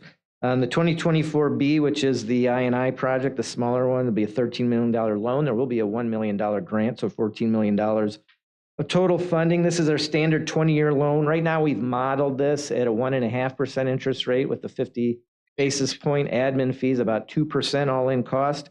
When we model these, we usually go higher than where the market is because we need our accountants to deliver something called a parity report. They have to determine that once these loans are closed, that we still will be in compliance with especially the coverage limits and our debt. So we could tend to go a little bit higher here in case interest rates move so that we have some flexibility and don't have to redo those reports if the rates move. But I think if we close today, we would be under that 2%, probably closer to 180 all in instead of 2%. But we've modeled these at about 2. Cost of issuance on this loan's pretty cheap because it's a small loan. Total debt serviced over the 20-year life of the loan will be a little under $16 million, so about $800,000 a year. The savings versus going to the capital markets, which would be an alternative, about $8 million, which is a significant savings on a $13 million loan. That's a huge percentage, and that just tells you how important these 20-year low-cost loans are. They can save us a ton of money. So that's $8 million we don't have to collect from ratepayers over the next 20 years. Now we're going to step those numbers up a little bit with the 2024C. This is a $640 million loan, far and away the largest loan the state revolving fund has ever given, more than they usually loan out total in a year. This is a 30-year amortization, so this is another 30-year loan. Recall I said about less than a year ago, right about a year ago, we got the first ever 30-year loan. So here we're coming back again. That's just given the size of this project, it spreads the cost out more and makes it more affordable. Again, same rate. So despite the higher cost in the longer term, we're looking at a rate we have modeled here all in at 2%. We close today, it'd probably be a little bit under. Cost of issuance is more because of the size of the loan. Total debt service $870 million, close to $30 million a year over that amortization period. But the savings versus an alternative is about $400 million. So that's $400 million we're saying we are not going to have to collect from the ratepayers over the next 35 plus years. So that is pretty exciting. And I want to break those numbers down just a little bit for you on the next page. Do a little bit of a finance. Tim, could you step back to the interest, the estimated rate? What's the 50 basis points plus the 150? So the 150 is what we'd call the actual interest rate on the loan. So that's going to be set by a formula. So when we close, they're going to look at the last closing of what's called the RevDex. It's a bond buyer 25 fund. The last time that was published, it's published weekly, and they will take 30% of that rate. That's the interest rate. Right now, it's probably in the 125 to 130 range. Last I looked, it was anyway. So that's what the 150 represents. We add a cushion there just in case rates go up between the time we are putting the paperwork together and closing to make sure we don't have to come back and get another approval because the rates went higher than what we told you would be. The 50 basis points is an annual admin fee that the State Department of Natural Resources applies to this loan. So effectively, the all-in interest rate is whatever the interest rate on the loan is plus that 50 basis point admin fee. So in this case, we're estimating 2% total.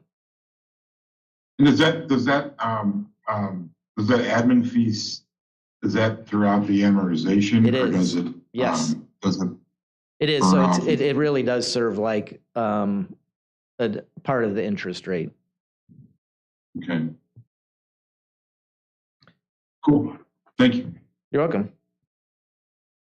Okay, so on the next page, financing comparison. So you might recall last year we also closed a $330 million WIFIA loan. WIFIA is a federal program. At the time when we closed that, we got a 4.43 rate, which was at the time a competitive rate. Rates actually have mostly gone up since then until recently. So that rate looked pretty good. But as we were evaluating alternatives and as the state, it became more clear the state was going to be able to come through with $640 million.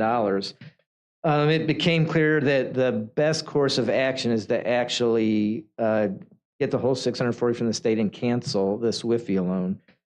The reason that we liked WIFIA is the flexibility. It allowed us to structure it so that we could push principal payments off that would keep it the rates we collect from ratepayers lower in the near term, where we were paying interest only. And then also there's a flexibility with this to reset the rate if rates fell.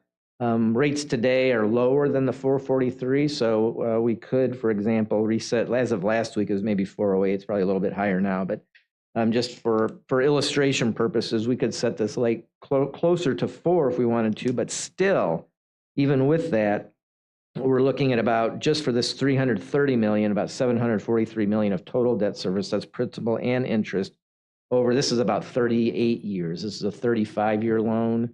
Amortization payments wouldn't start until the project is completed. So actually probably more like 39-year loan. So that is a lot of debt over that period.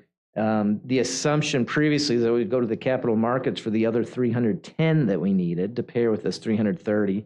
That would also be roughly a 4% interest rate, maybe $534 million if we had even debt service payments throughout the loan. So we're talking close to $1.3 billion in debt service and interest over the next 35 to 40 years if we had to maintain that plan. But the state coming in and offering the $640 million loan is going to cut future interest payments by a good $400 million. Again, that's most of that is, a lot of that is from the lower interest rate. Also, this loan does not go up quite as far as the WIFIA does. So a lot of the savings is on the back end. The last 4.5 years of that WIFIA payment are about $180 million, almost half of the amount of the savings. That's all in the back 4.5 years. You're talking the late 2050s and 60s, so it'll be a while till we get there, but that's money that we're not going to have to collect. And probably the whole back half of this loan is about where 300 of that $400 million savings is. So it is back end weighted, but that's still $100 million over the next, say, 19 years that we're not collecting from ratepayers because of this low cost loan. So SRF is something that we try to pursue where we can. We can't do it for every project. There's a lot of work involved. Our plan is too big. The state couldn't fund our entire plan every year, and it's funded on a project by project basis, which makes it a little bit cumbersome. But our engineering group does a really good job of sitting down every year and trying to figure out what projects we have coming up that are eligible. And so we are pretty aggressive in trying to work with the state to get those funded in these low-cost ways. And you can really see the impact of that here. So this is pretty exciting. It's usually when we do like a refinancing, we're saving some decent money. But I don't think I've ever been able to bring you something that's a $400 million savings over what we had expected it to be. So congrats to us and thanks to the state. Fingers crossed, we still have to close the loan later this month. On the next page, I just want to give you a little bit picture where we are on our debt authorization. So coming into This year, we only had about $4 million of debt authorization remaining. Voters approved another $750 million earlier this year. We're going to use up a lot of that right here. But then when we do release or let WIFIA, the EPA know that we're not going to use that WIFIA loan, that should free up that $330 million because it has never been used. And so that will still give us about $431 million of debt capacity, which we will use throughout the remaining years of this rate cycle. Because remember, we are just about 2 months into this new rate cycle, so still at the beginning. But this is a significant piece of the funding for the plan, all on the fluidized bed incinerator. But that is the largest project we have scheduled for this rate cycle. Any questions for me or for our bond counsel on the loan? Tim, just real quick, do we need, so our total capital expense we're doing two of these incinerators, right? One north and one down in right. Lemay. Abyssal and at Lemay. And this is for both of them or just one of them? This is for both of them. Okay. Yeah, so this is the project, and last update we were at or a little bit under that 900 million still. So, and we've drawn on that $260 million loan. We've probably drawn 140, 150 million of it. So, I mean, there's been work being done. We've been drawing on the existing loan, and so things look like they're progressing very well so far. Great, thank you. You're welcome. So the plan will be board meeting. These will both be intro and adoption so that we can close these loans this month. The state's fiscal year ends at the end of this month, so we'd like to get those closed before their new fiscal year starts, and lock in that rate and have that funding secured. There's no other questions. I'll move on to the next one, which is also going to be an introduction and adoption. This pension consulting services. So we've talked about this one off and on for the remaining year. If you can go to the next slide, please. So we did an RFP. As you recall, we've talked about OCIO versus traditional consulting a few times. This is kind of a summary of what we asked bidders to propose on how they would satisfy these things. And you've seen some of these. I mean, you see Mike from Aon comes in every quarter and kind of gives us an update on the markets and our performance and our plan. So we would want, what we're looking for is somebody to help us in establishing, reviewing, evaluating, recommending modifications to the plan, our goals, objectives, and policies, although the goals, objectives, and policies are a function of of the board here, of us as fiduciaries. Obviously monitoring, reporting, advising, and manage the search for advisor managed portfolios. So typically we currently have an advising relationship and have for a long time where the consultant advises us, but all the action is taken here. When these say manage, it's because we asked bidders to propose on either the traditional advising relationship or on the outsourced chief investment officer, in which they would actually manage some of these functions. But altogether, they would still be a fiduciary. As a matter of fact, they would take on some more fiduciary responsibility if they manage some of this. And you can see listed there the different things we're kind of high level asking them to do. So on the next page, last little summary here of traditional versus OCIO. So you can see rough and kind of on the left side of the middle, that traditional, the sponsor has most of the responsibility for all of these things. We are advised by the consultant, but action is taken here by the board. In the OCIO, which is on the left, the board still takes action on setting, plan design and objectives and policies and monitoring the consultant, but they delegate authority to actually manage the managers, negotiate all the fees, rebalance between funds and free up cash flow for pension payments. All of that actually then is managed by the OCIO consultant, not without communicating with us, so they wouldn't take action without letting us know, but we really would be leveraging their expertise. Next slide. So just a summary of kind of the results. So we sent public notice to pretty much all the financial firms we had in our database, which was over 100 of them. We advertised this.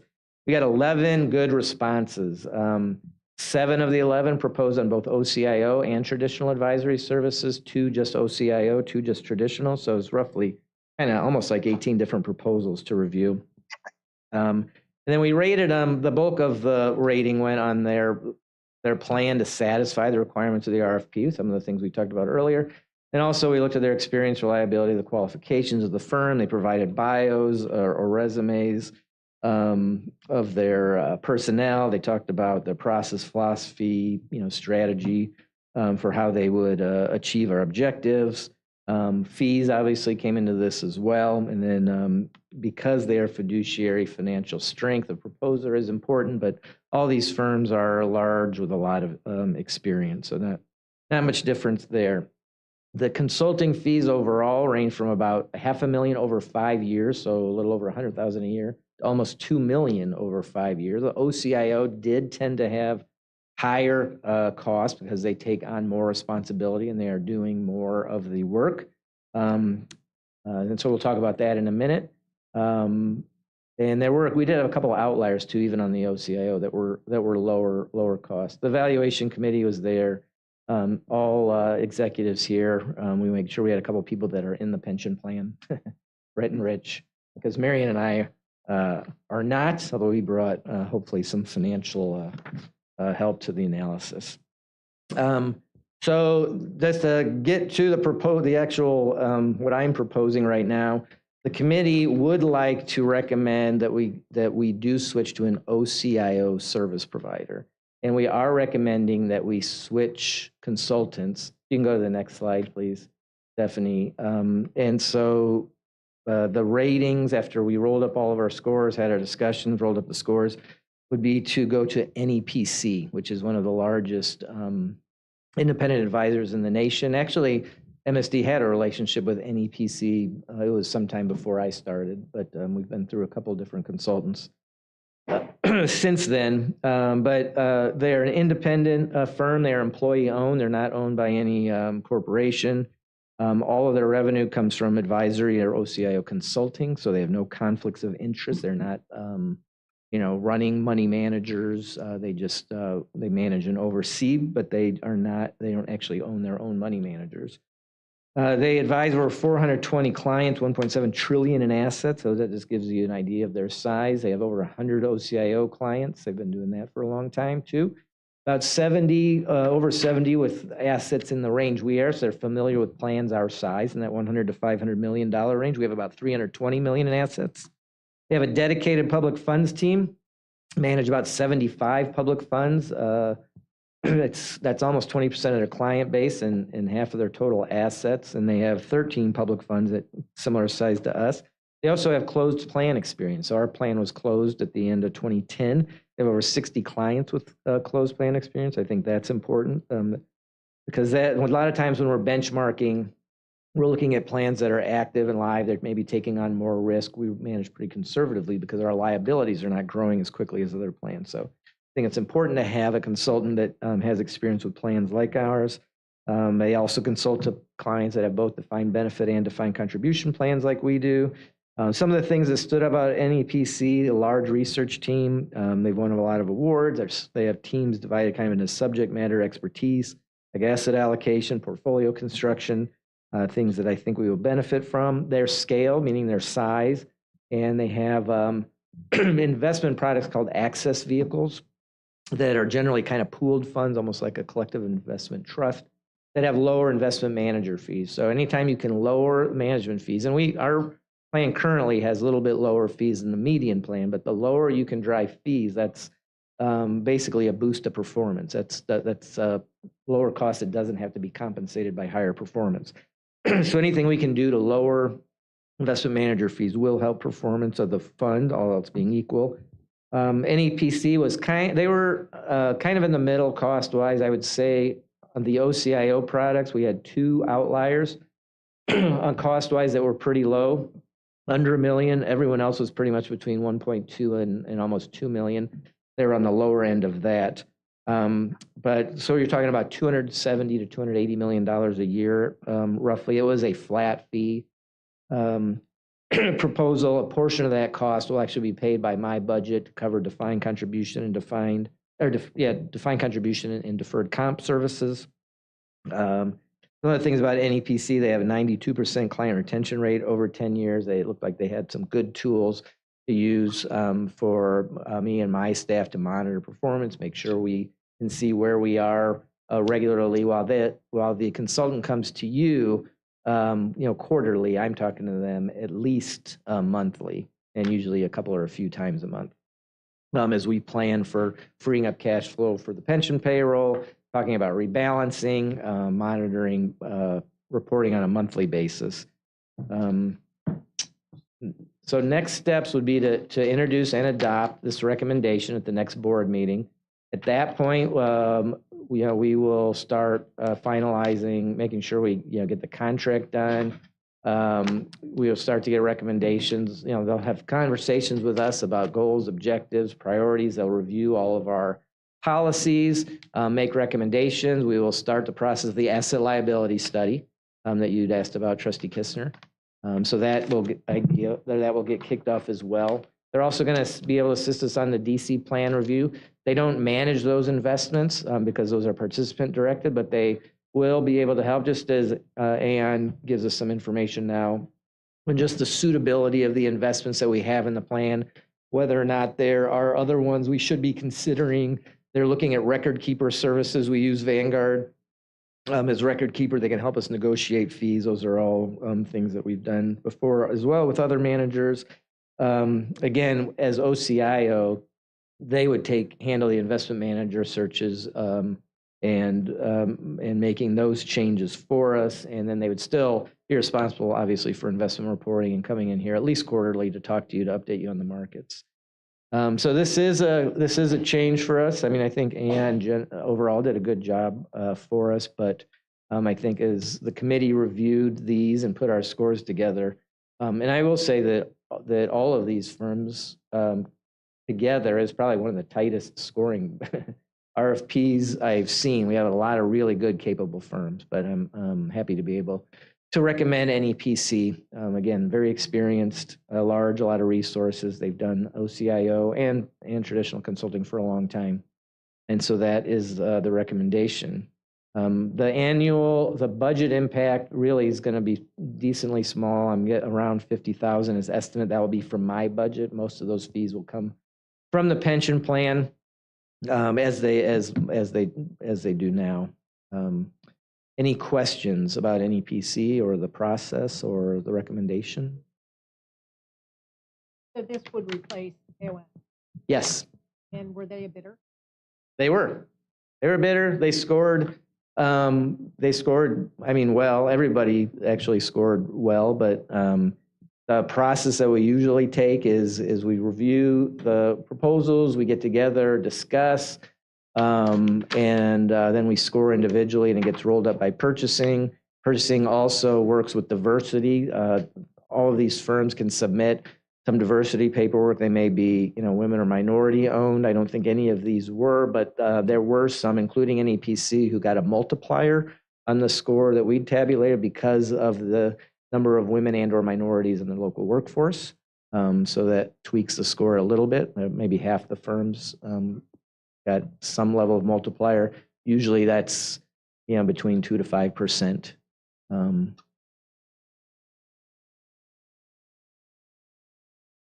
Are there cost savings that can be identified for services that we would know? So what we are, and I hate to use the word hope, but we're not negotiating or making any changes yet until obviously we get into them. But one of the things that scored well for us were firms that had things like these access vehicles, or some of them had other kind of pooled investments that should help us lower costs. So had lower management fees on the investments. So again, lower management fees. So if on a $320 million portfolio, if we can lower investment management fees by just 5 basis points, that's over $150,000 savings per year.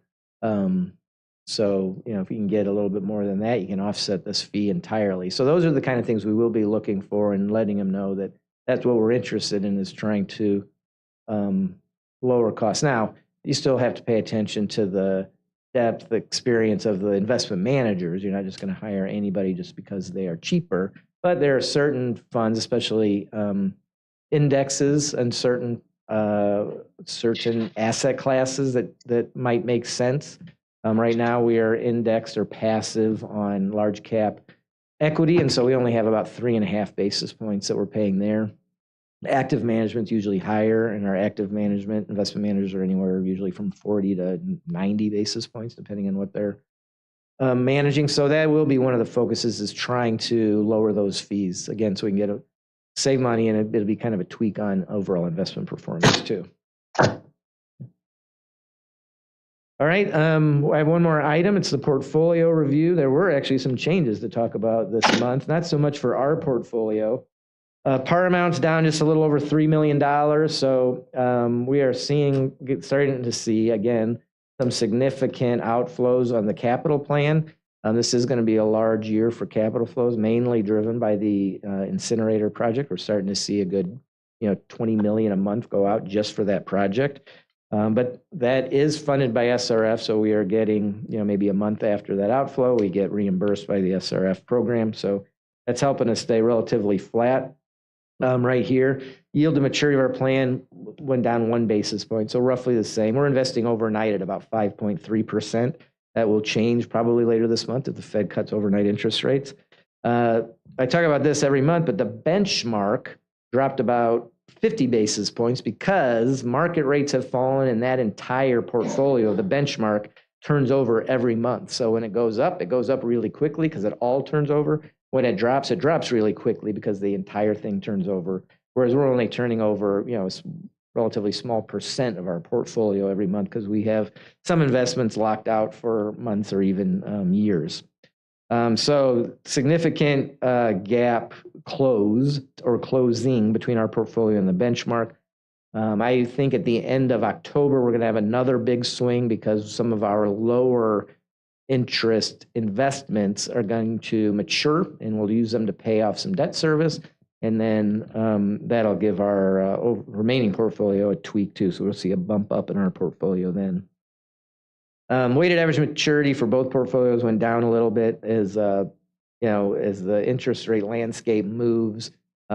Best short-term interest rates right now are really short, and so these portfolios each moved a little bit short. Sector allocation on the upper right, some minor changes here. We're up maybe 0.5% of our portfolio in the treasury bonds, down on 1.5% in the agencies, and up 1% in commercial paper. So just kind of minor tweaks there as we look for value, and depending on how far out we're investing. Over our portfolio, no big changes. Construction escrow fund's a little bit lower than where it was last month, and the operations is a couple million lower, but not big changes. And then the maturity distribution is just a comparison of our portfolio, which is the blue bars, versus the benchmark portfolio. Benchmark portfolio, as you can see, has more in the 1 to 2 and the 2 to 3 years. We have a lot in the 0 to 1 years, and that's because we've got, probably we're paying out 30 or more million in capital expenses every month, and then we've got another tens of millions of debt service payments here coming due, and also in a couple of months. So we stay shorter because we have more immediate cash needs. But we're starting to see some changes here. And the expectation, again, is the Fed will cut overnight interest rates. So that will impact our new investments. They will probably be lower interest rates, lower return. Remains to be seen how much impact that'll have on longer term, like borrowing rates. As long as we use SRF, we're going to stay low cost anyway. If we have to go to the capital markets, probably not as much of an impact on the capital markets from changes on the overnight rate, but we'll continue to monitor that and let you know as things change. If there's no questions on that, that's all I have for the Finance Committee meeting. All right, next tentative meeting date is October 1st. Can I get a motion to adjourn? So move. Thank you, everybody.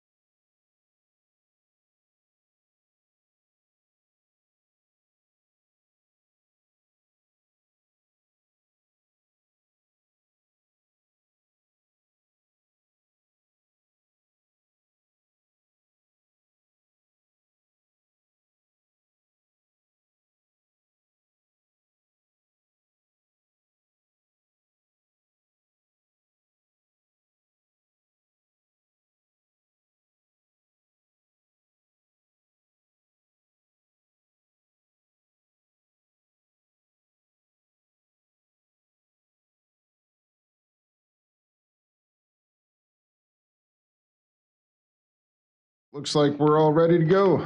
Thank you. Good morning. I'd like to welcome you all to the September Stakeholder Relations Committee meeting. Can I get a roll call, please? Yes, the record will reflect that all trustees are present, with trustees Wabi and Watson online. Thank you. I have no comments. Need a motion to approve the committee meetings of July. So moved. Second. No objection. Minutes are approved. Start into our agenda. Ms. McCoy, good morning. Good morning, trustees. Thank you. We're here today to update you on our research programs. It's been a few years since we've done this, so we're going to start with just a brief overview of the entire research program, give you some background on all the research efforts that we do. But the focus of today's presentation will be on our surveying. So I have Braxton Payne with me today, who manages our surveying. He's on our consulting team. Also in the audience is Mac Bradley, who manages that consulting team. Moving forward, we do plan to update you on an annual basis in line with our annual customer satisfaction surveys. So the comprehensive research program has been ongoing since 2012, which is in line with the consent decree. We can go back one slide. There you go. Thank you.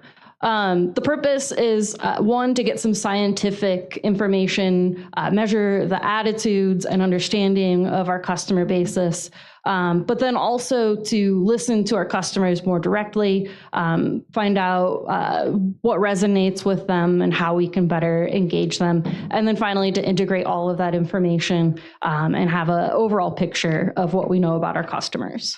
Next slide. So the program has two types of research that we do. The first is quantitative. This is going to be your more scientific, measurable, actionable information. On that side, we have our district-wide semi-annual public opinion surveys. This is where we get a representative sample of our customer base and ask them about strategic initiatives, things that help inform our strategic efforts. You'll see when Braxton goes into what we've learned on these that the recent information we've learned has really been focused on the two propositions that were on the ballot in April. That's because that was the most important strategic initiative we had then. But again, this program has been ongoing since 2012. What we learn from the opinion surveys varies based on whatever the district strategies are at the time. We also do quarterly post-contact surveys. These are specifically customers that we've had contact with in the last 3 months, whether they've called our customer service line or interacted with one of our crews. And this is to make sure that our customer service efforts are working appropriately. And then finally, we do an annual customer satisfaction survey. Again, a broad-based look at our overall customer base and how do they feel about the district. On the qualitative side, this is going to be your non-scientific but more directional information. We get input that helps us understand what our customers are thinking and also informs how we engage with them moving forward. So we have a stakeholder engagement committee. This is made up of about 80 different members from groups that are interested in what we're doing, environmental groups, community groups, other groups that have some kind of interest in our services. We meet with them on a quarterly basis, but we're in touch with them throughout the year outside of those meetings. We also do a lot with our government relations on this side. Our government stakeholders include all of our municipal partners, key staff, and elected officials there. These are often the people that our customers turn to first when they have a question or concern. And so we engage with them to learn more about what they're thinking and what's happening in their specific pocket of our community. We meet with them twice a year, but again, engage with them throughout the year outside of those meetings. And then finally, our online panel is an ongoing digital focus group made up of volunteer customers who've offered to give us their opinions. So that's the overall look at our research program. At this point, I'll turn it over to Braxton to talk specifically about our surveys. Yeah, thanks, Beth. So a couple of things that I want to point out, and you can go to the next slide, is how we do our public opinion surveys, our post-contact surveys, and our annual customer satisfaction surveys. Is it on? Okay. It's on. Okay. You can go back to that previous slide, sorry. So our public opinion surveys are scientific. They are weighted specifically to match the demographics of the district. Depending on the survey, we either do live telephone calls or we do text-to-web surveys, which a text-to-web survey is when they get a text with a link to a Survey Monkey and they complete the survey. Our margin of error, depending on how many completes we get, it ranges anywhere between 4.1 to 5.4%. Our post-contact surveys are anyone, as Beth mentioned, that contacts our customer call center or interacts with a MSD member in the field. We do those calls every month. There's 75 completes for both of those, the call center and the field. And then those are compiled into monthly reports, and then also quarterly reports, and then we put out an annual report at the end of those. And then lastly is our annual customer satisfaction surveys. Those are 400 completes that we do throughout the year. Depending on the month, we do anywhere between 30 and 45 calls. So those are spread out from these are not fiscal year, these will be calendar year from January to December. And then we compile an annual report on those.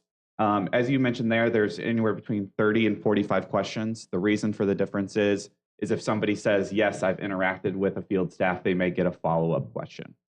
You can go to the next slide. Question right there, Brian. Yep. How are those customers, or those participants selected? For which one? For the annual customers. The annual customer satisfaction survey is anyone that lives in the district that has a phone number. So those are, it's just a random sample.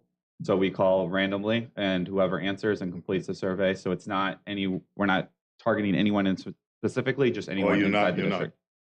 Making sure that of the composition of the survey. So that is what the public opinion surveys do. So the public opinion surveys, the top one there, is we are weighting that data, and we are actually going in and making sure that we're getting a representative sample of the district, whether it be age groups, gender, anything like that. We are getting the representative sample of the district. Next slide. What is the point of doing both the public opinion surveys and the annual customer sat survey? Yeah, so the public opinion surveys allow us to formulate our public affairs strategy.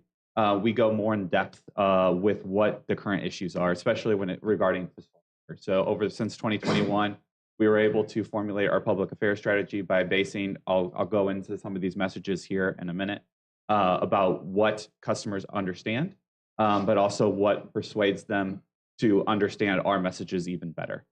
So using the language that, obviously everyone in this room is highly involved in MSD, knowing that most people are not. And so understanding to essentially speak their language and how they're doing this thing. And then the annual customer satisfaction survey is something that's been going on for several years. That is a different RFP outside of the public affairs contract. And that just goes into the baseline customer satisfaction that you guys have been doing for decades. Yeah. So 2012 is when we started the public opinion surveys to kind of help us formulate our public affairs strategy moving forward. You go to the next one now. So these are I provided some longitudinal data and some of the baseline messages I'll kind of go over in the next couple of slides. These are the 2021, 2022, and 2023 are our aggregates. We did 4 surveys. We did one each quarter in 2021 through 2023. And 2024, we've only done 1 survey so far. As you see here, MSD continues to be very popular among your district. Any number over 60%, getting anyone to agree on anything over 60% is a pretty high watermark there. So that in baselines of surveying, anything over 60% on a message or approval of an entity is what I would consider a winning, quote unquote, message. Wastewater, you guys continue to do a really great job, as you see here, 90 to 73% over the past several years. And that's something that they continue to, everyone likes when their toilet flushes and it works well. And that is just proof that you guys are doing a good job in those things.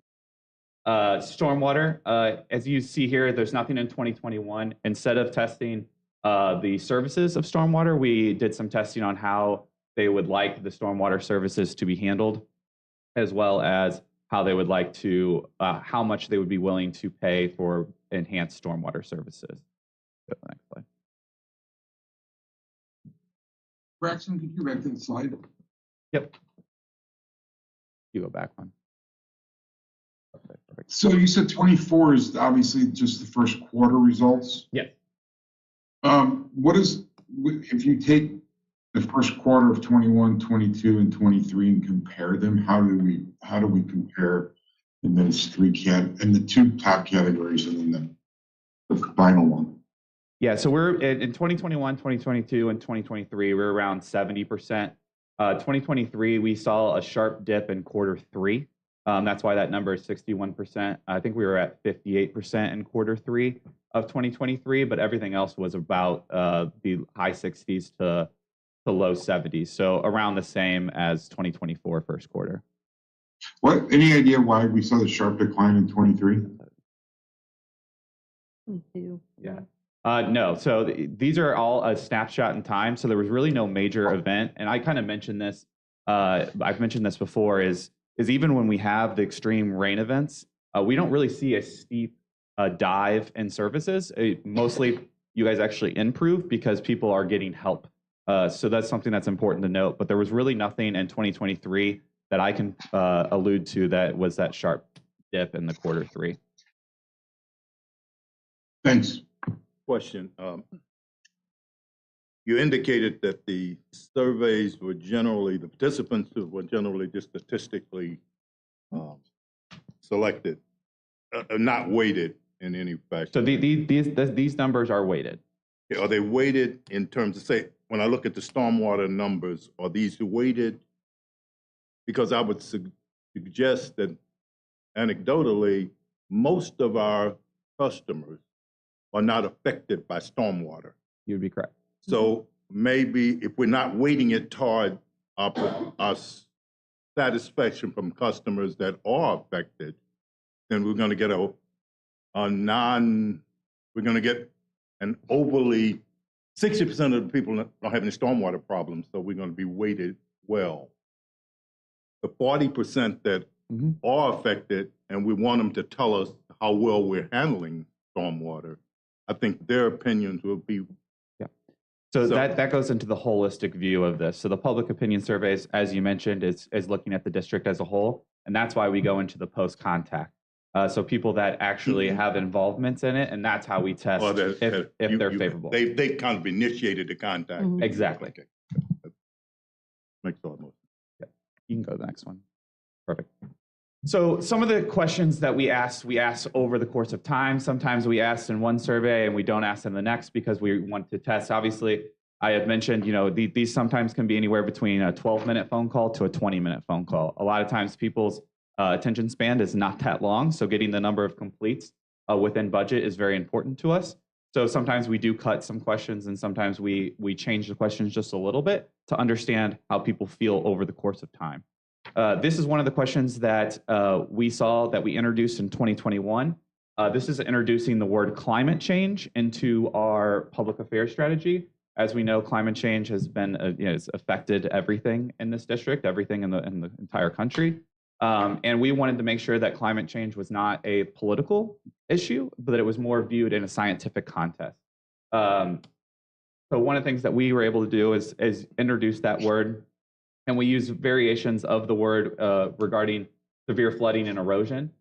As you see here, 76, 75, 67, 78% of people that were surveyed found that a convincing message to do something in regards to stormwater. So that is important. As I mentioned in the previous slide, anything over 60% is what I would consider a quote unquote winning message or something that resonates with the public. So as you see here, close to 80% in several of those. Is something that we leaned into when we started talking about climate change in regards to severe flooding and rain events and erosion, and something that the media has picked up on and echoing what we're saying when these things happen, like we had in 2022, these severe weather events. What was the actual question that produced the result of 78%? Yeah. And is that a top two box? Yeah, so one of the things so how you ask the question is depending on if it's a live telephone or text to web, so those varying, is do you find this argument, that the message I'm about to read you, assuming that it's true, How convincing do you find it? Do you find it very convincing, somewhat convincing, not at all convincing, or no opinion, or unsure? And so then that's where those 76. So those 76 is a combination of very convincing and somewhat convincing. Was there a difference in the perception of our business client customers versus our residential customers? So these are all residential These are all answers.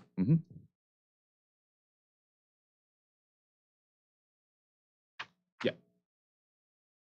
Okay, cool. Perfect. So then we had tested some things about the district's technical capabilities that they. So this question alludes to the MSD as the experts. That you guys are the regional entity that is able to tackle the stormwater issues that we have in our region. We tested those in 2022 and 2023. We did it in every quarter in both of those, and they continued. That is the average of those quarters. So as you can see, is that MSD is trusted to take on the stormwater issues, and that was proven in the vote last April. But it's also proven that your public opinion numbers of MSD continue to be high.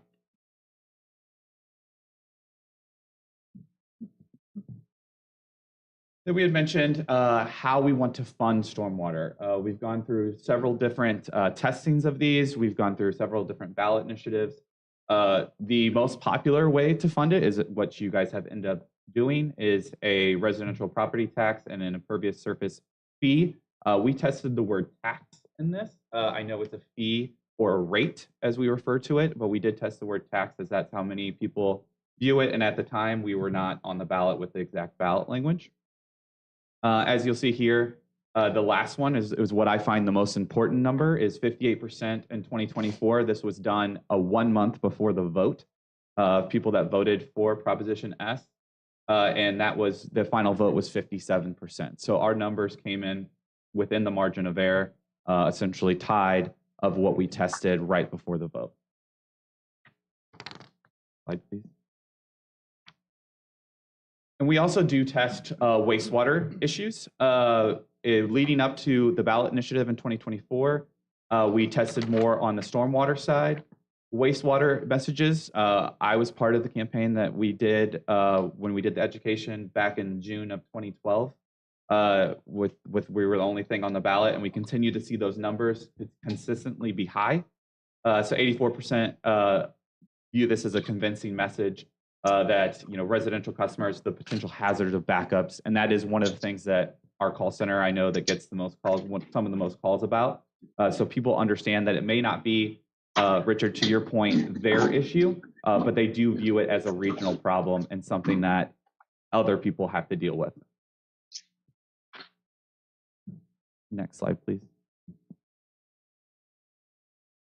Then that kind of wraps up the public opinion side of it. The post-contact is something I included Q2 here. As I mentioned, we do this every month with people that call the customer service center or interact with MSD staff the month prior.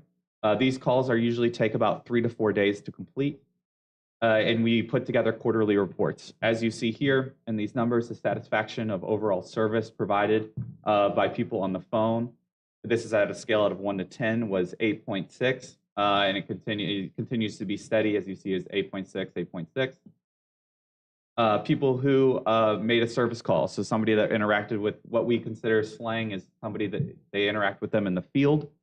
As you see there, that they continue to have a high favorability rating of them, 7.7, and in the last quarter of Q2 of 2023, it was 6.9. This is something that it continues to be high. They like when they interact with staff. As you mentioned earlier, Richard, is when they're even more popular. MSD is even more popular when they interact with them. That's something important. If they don't interact with us, they still have a favorable opinion of MSD, but when they interact with us, they have an even higher favorable opinion of us. And the overall satisfaction is 8.0, which is frankly extremely high for any entity. We do surveying a lot for a lot of entities, including I'll say the zoo, and the zoo is not even as popular as MSD when it comes to customer satisfaction. Next slide, please. Now moving on to the annual customer satisfaction surveys. One of the questions we do ask is to rate the following companies. Your water company, when we say your water company, we do include, it could be Missouri American Water, the city of St. Louis, whatever, whoever their water provider is with the region that they get their call. Spire, obviously, and Ameren, and then MSD. As you see, MSD is at 7.53%, or 7.53. I know that's the lowest on there, but it's really important to note how much money is spent by especially Spire and Ameren on advertising. And MSD's budget for that is none. So we don't spend a lot of money on advertising, as you guys are obviously a different entity than Spire and Ameren. So that is a very high number and something, frankly, that MSD should be proud of. Next slide, please. One of the questions that we asked in the annual customer satisfaction survey that of all the questions, that is something that's very important to me, and also I think public affairs as we move forward and figure out how we formulate the strategy to best communicate with the public, is how they would like the areas to improve over the next 2 years and what their first priority is. As you'll see here, stormwater was top of that. So stormwater, obviously we've had some stormwater issues, not much that MSD has been able to do with it until recently. So as we go into the new funding mechanisms and how we're doing those things, knowing that the region as a whole is yearning for stormwater improvement. As you see, wastewater is right up there. And then the protect and preserve the environment. MSD is known, some of the questions we have asked is MSD an environmental agency? The answer is yes. They believe you guys are doing, first off, not only that you are, but you're doing good work towards clean water for the environment. Next slide, please. These are just 3 examples of questions that are asked in the post-contact or the annual customer satisfaction survey. You could read them here. One of the things is we do ask some open-ended questions, and those open-ended questions come in an Excel spreadsheet, and we include those in the reports. So those are anecdotal, but sometimes they are helpful to formulate new questions for public opinion surveys. We don't really change these. These are the same questions each time, but for our public opinion surveys or our online panels or our qualitative research, we use some of those anecdotes to continue through. Next slide. Key takeaways for the holistic view of the surveying that we do is that your satisfaction numbers remain high. It is important to note when somebody comes in contact with MSD, they even have a more favorable opinion of MSD. Climate change is a key issue that resonates with the public. It's a regional problem. One of the questions we asked is, have you experienced any flooding or basement backups in your neighborhood, or do you know someone that has? Those numbers continue to be pretty low, but when you ask, is it a regional problem, regional stormwater issues, the answer is almost it's over 70% view it as a regional problem. Also, that MSD is the regional authority to address these issues. Then lastly, the better informed they are on issues, the more they are in favorable of what MSD is doing. So it's important that we continue to inform them, whether that be through advertising, earned media, meetings, community meetings, stakeholder engagements, having those third-party validators of the SEC, the Stakeholder Engagement Committee. It's very important because when people learn more about MSD, they have even a more favorable opinion of you. That's it. Any question? Thank you. Thank you.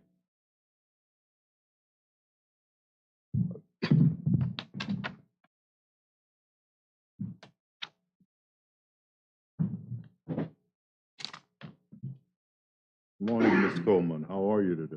I'm doing really well, Trustee Wilson, and yourself. Good, good.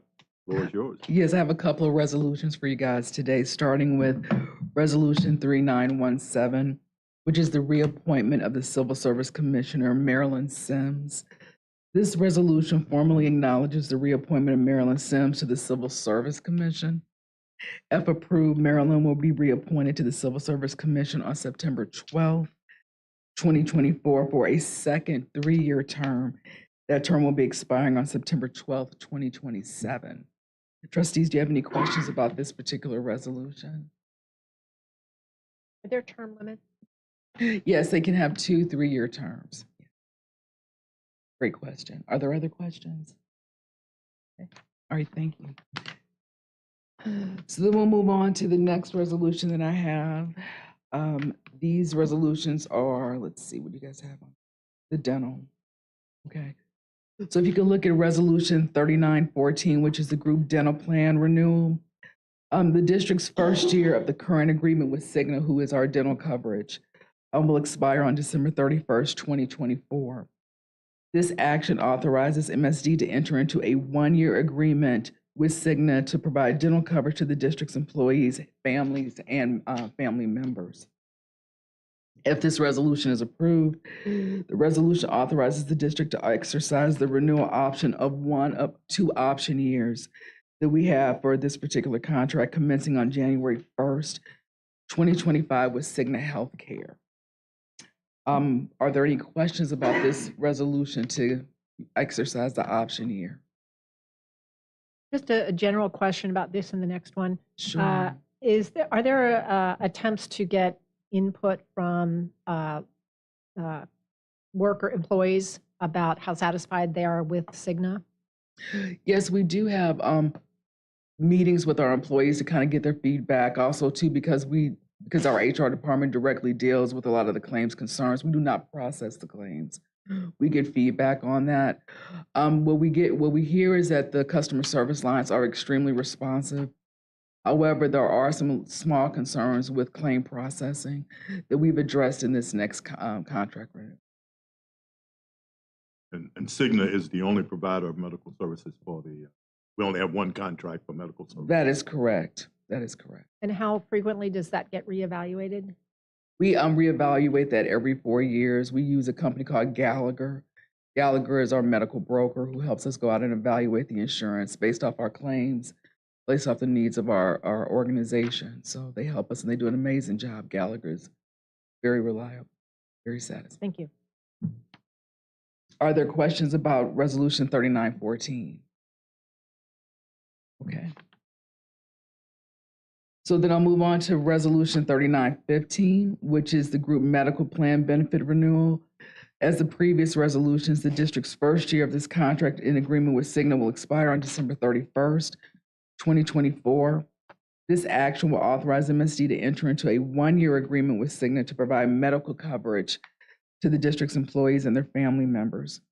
If approved, this resolution authorizes the district to enter into a renewal option of one of the 2 option years commencing on January 1st, 2025 with Cigna Healthcare. Are there questions about this?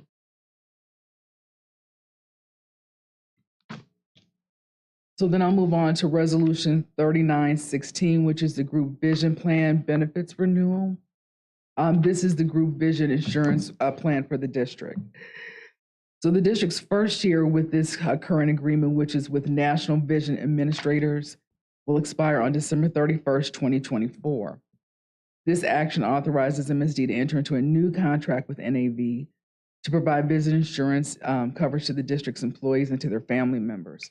If this resolution is approved, the resolution will authorize the district to exercise the renewal option 2 of the 3 option years that we have, commencing on January 1st, 2025 with NAV National Vision Administrators.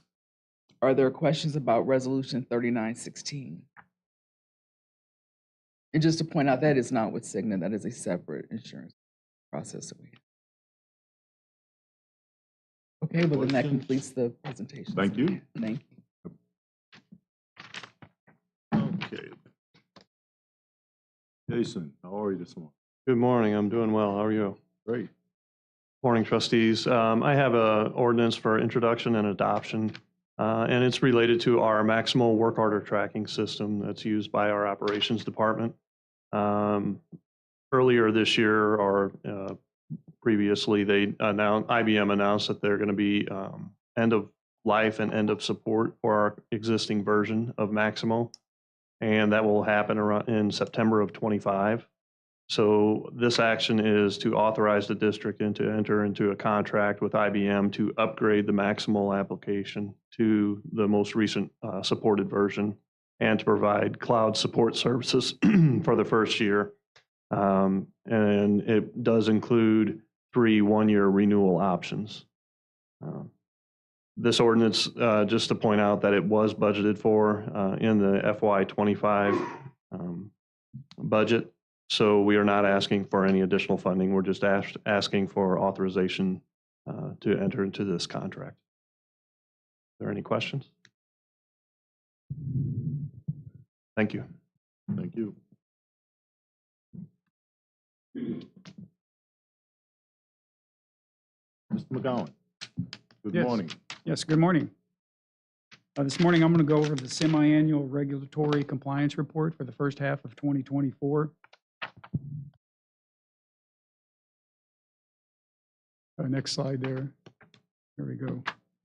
I will cover the plant compliance, customer service compliance, and then collection system related compliance measures. As I go through this, please stop me if you have any questions. So, next slide. First thing we'll cover here is our treatment plant violations. We have to track the number of times that a treatment plant has violated their permit that the Missouri Department of Natural Resources granted us. You'll see in 2023, we had 0 violations at all 7 of our treatment plants.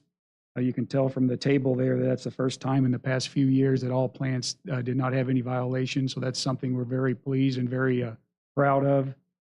On the right there, the NACWA Peak Performance Awards. NACWA is the National Association of Clean Water Agencies. They've been around for about 50 years or more. They issue these awards to publicly owned and maintained treatment plants throughout the country. The gold awards are given to plants that have no violations for the calendar year. And then the platinum awards are given to plants that's gone over 5 years without any violations. So as you can see, we've got Grand Glaze, Fenton, Lower Merrimack, and the Missouri River Treatment Plant has received platinum awards for several years in a row now. And then, of course, the gold awards given to the other 3 plants that we have. So any questions on that? Your 24 cycle, you label that as a potential award. The cycle's not over yet. Yeah, they're on track for those awards. Yeah, the cycle would be the calendar year. And all the plants are on track for that, except for our Bissell Point plant. We did have a couple of violations this spring. That's something that they will not receive the gold award for next year, but there is a silver award. I believe it's 5 violations or less, and we're on track for that one. And again, that's just at Bissell. All the others are running no violations at this point in time. The next item is the emergency response rate. We have a goal of 90% to respond to emergency calls that come into our customer service call center. We have to respond within a 4-hour period of receiving the call. Just to give you some examples of an emergency, what we consider an emergency, water backups, building backups would be an emergency. Missing cover, a manhole cover in the middle of a street missing, that's an emergency, obviously. An overflowing manhole would be an example of an emergency. So as you can see in the first half of 2024, we're at 89%, just slightly below the 90% goal. Next slide. Maintenance-related building backups. These are mostly due to what we refer to as blocked mains, that our sewer lines are blocked with. It could be roots, grease, the pipe could be collapsed or broken. That's primarily the item that causes us the issue with the building backups. It also could be a pump station failure, those type of things. The goal is to have less than 210 for the first 6 months of the year, and we're tracking at 175. The next slide. These are the maintenance-related overflows during dry weather. So during a day where it's sunshine and there's no rain, the goal is to have less than 80 of those semi-annually, dry weather overflows. And again, if we do have an overflow, those are typically caused by blocked mains in the system. And we are tracking so far for the first half of 2024 at 77. The next slide's capacity-related building backups. These are related to overcharged mains. This occurs when the rain event exceeds the capacity of the system. You can see from the table there, the blue numbers on top, that's the amount of rainfall in inches that we received during that 6-month reporting period. So for example, in the first 6 months of 2024, we received almost 22 inches of rainfall. And just to put that into context, the yearly annual average here in St. Louis is 34 inches. We received quite a bit of rain the first 6 months. I don't think we've received a whole lot here in the last few months. But as of to date, we've had 344 capacity-related building backups in the first half of 2024. Any questions? Next item, total constructed sanitary overflows. You know, at the start of the consent decree, we had 206 overflows that existed in our system. We are down to 25 left. Out of those 25, 16 of those must be removed by the end of 2028, and then the remaining 9 by the end of 2033. And we are on schedule to meet those goals. The next slide's the constructed sanitary overflow activations. We have to report to the EPA how many of those overflow locations have actually discharged during the time period. So we've had 17 activations over the first half of 2024. We have to report the location to the EPA as well as the estimated volume of the discharge, what caused the discharge, the start and time or duration of the discharge. And again, a lot of those are due to the block main issue. So. And then the last slide, that's just our scorecard that kind of highlights everything that we just talked about. The items with a green background, that means we've either met or are meeting the standard. And then the yellow ones we are either close to or just meeting. So something we should be keeping an eye on, and those ones that are in yellow there. I don't know if anybody has any questions or. The maintenance-related overflows. Looks like the standard was 2.5, and we're at 2.4, but it's yellow. Yeah, I think that's just to let us know that we're close. Even though we are meeting it, we're right there. So same with the customer response, yes. I had a question going back to the beginning. The Bissell plant seems like it is a bit of an outlier in terms of some of those issues. I mean, still not terrible, but is there some reason that the Bissell plant is? Well, I think a lot of it, well, these last few that we've had in the last couple of months has been due to the high river level. Whenever the Mississippi's up, that can cause us problems. And it's also, a lot of it's related to our incinerators and our solids handling process, which is what will be taken care of with the incinerator project. So that's a bulk of the issues. There's always something that might pop up that's not related to those two, but that's a primary reason, I believe. And it went back, across many of the past years. Well, it wasn't just this year that I was noting. Yeah, I know you can, let me pull that up. You can go to the chart there. Yeah, Bissell's the one that's had the most issues over the years. And I believe, again, a lot of it is related to those two items that'll be taken care of with our big incinerator project. Trustee Kitzner, I would also add that Bissell is a little unique in that it services a combined sewer system with a lot of industry in it. And so the waste that comes to the treatment plant is a little different than what we see in other service areas and watersheds. And then, like Brian mentioned, that the impact of the Mississippi River on the treatment plant is very noticeable and can create some problems for us. Thank you.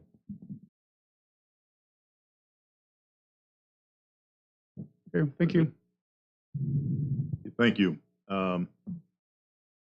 We have a requirement to go into closed session to discuss personnel actions under Section 610, various sections under 610.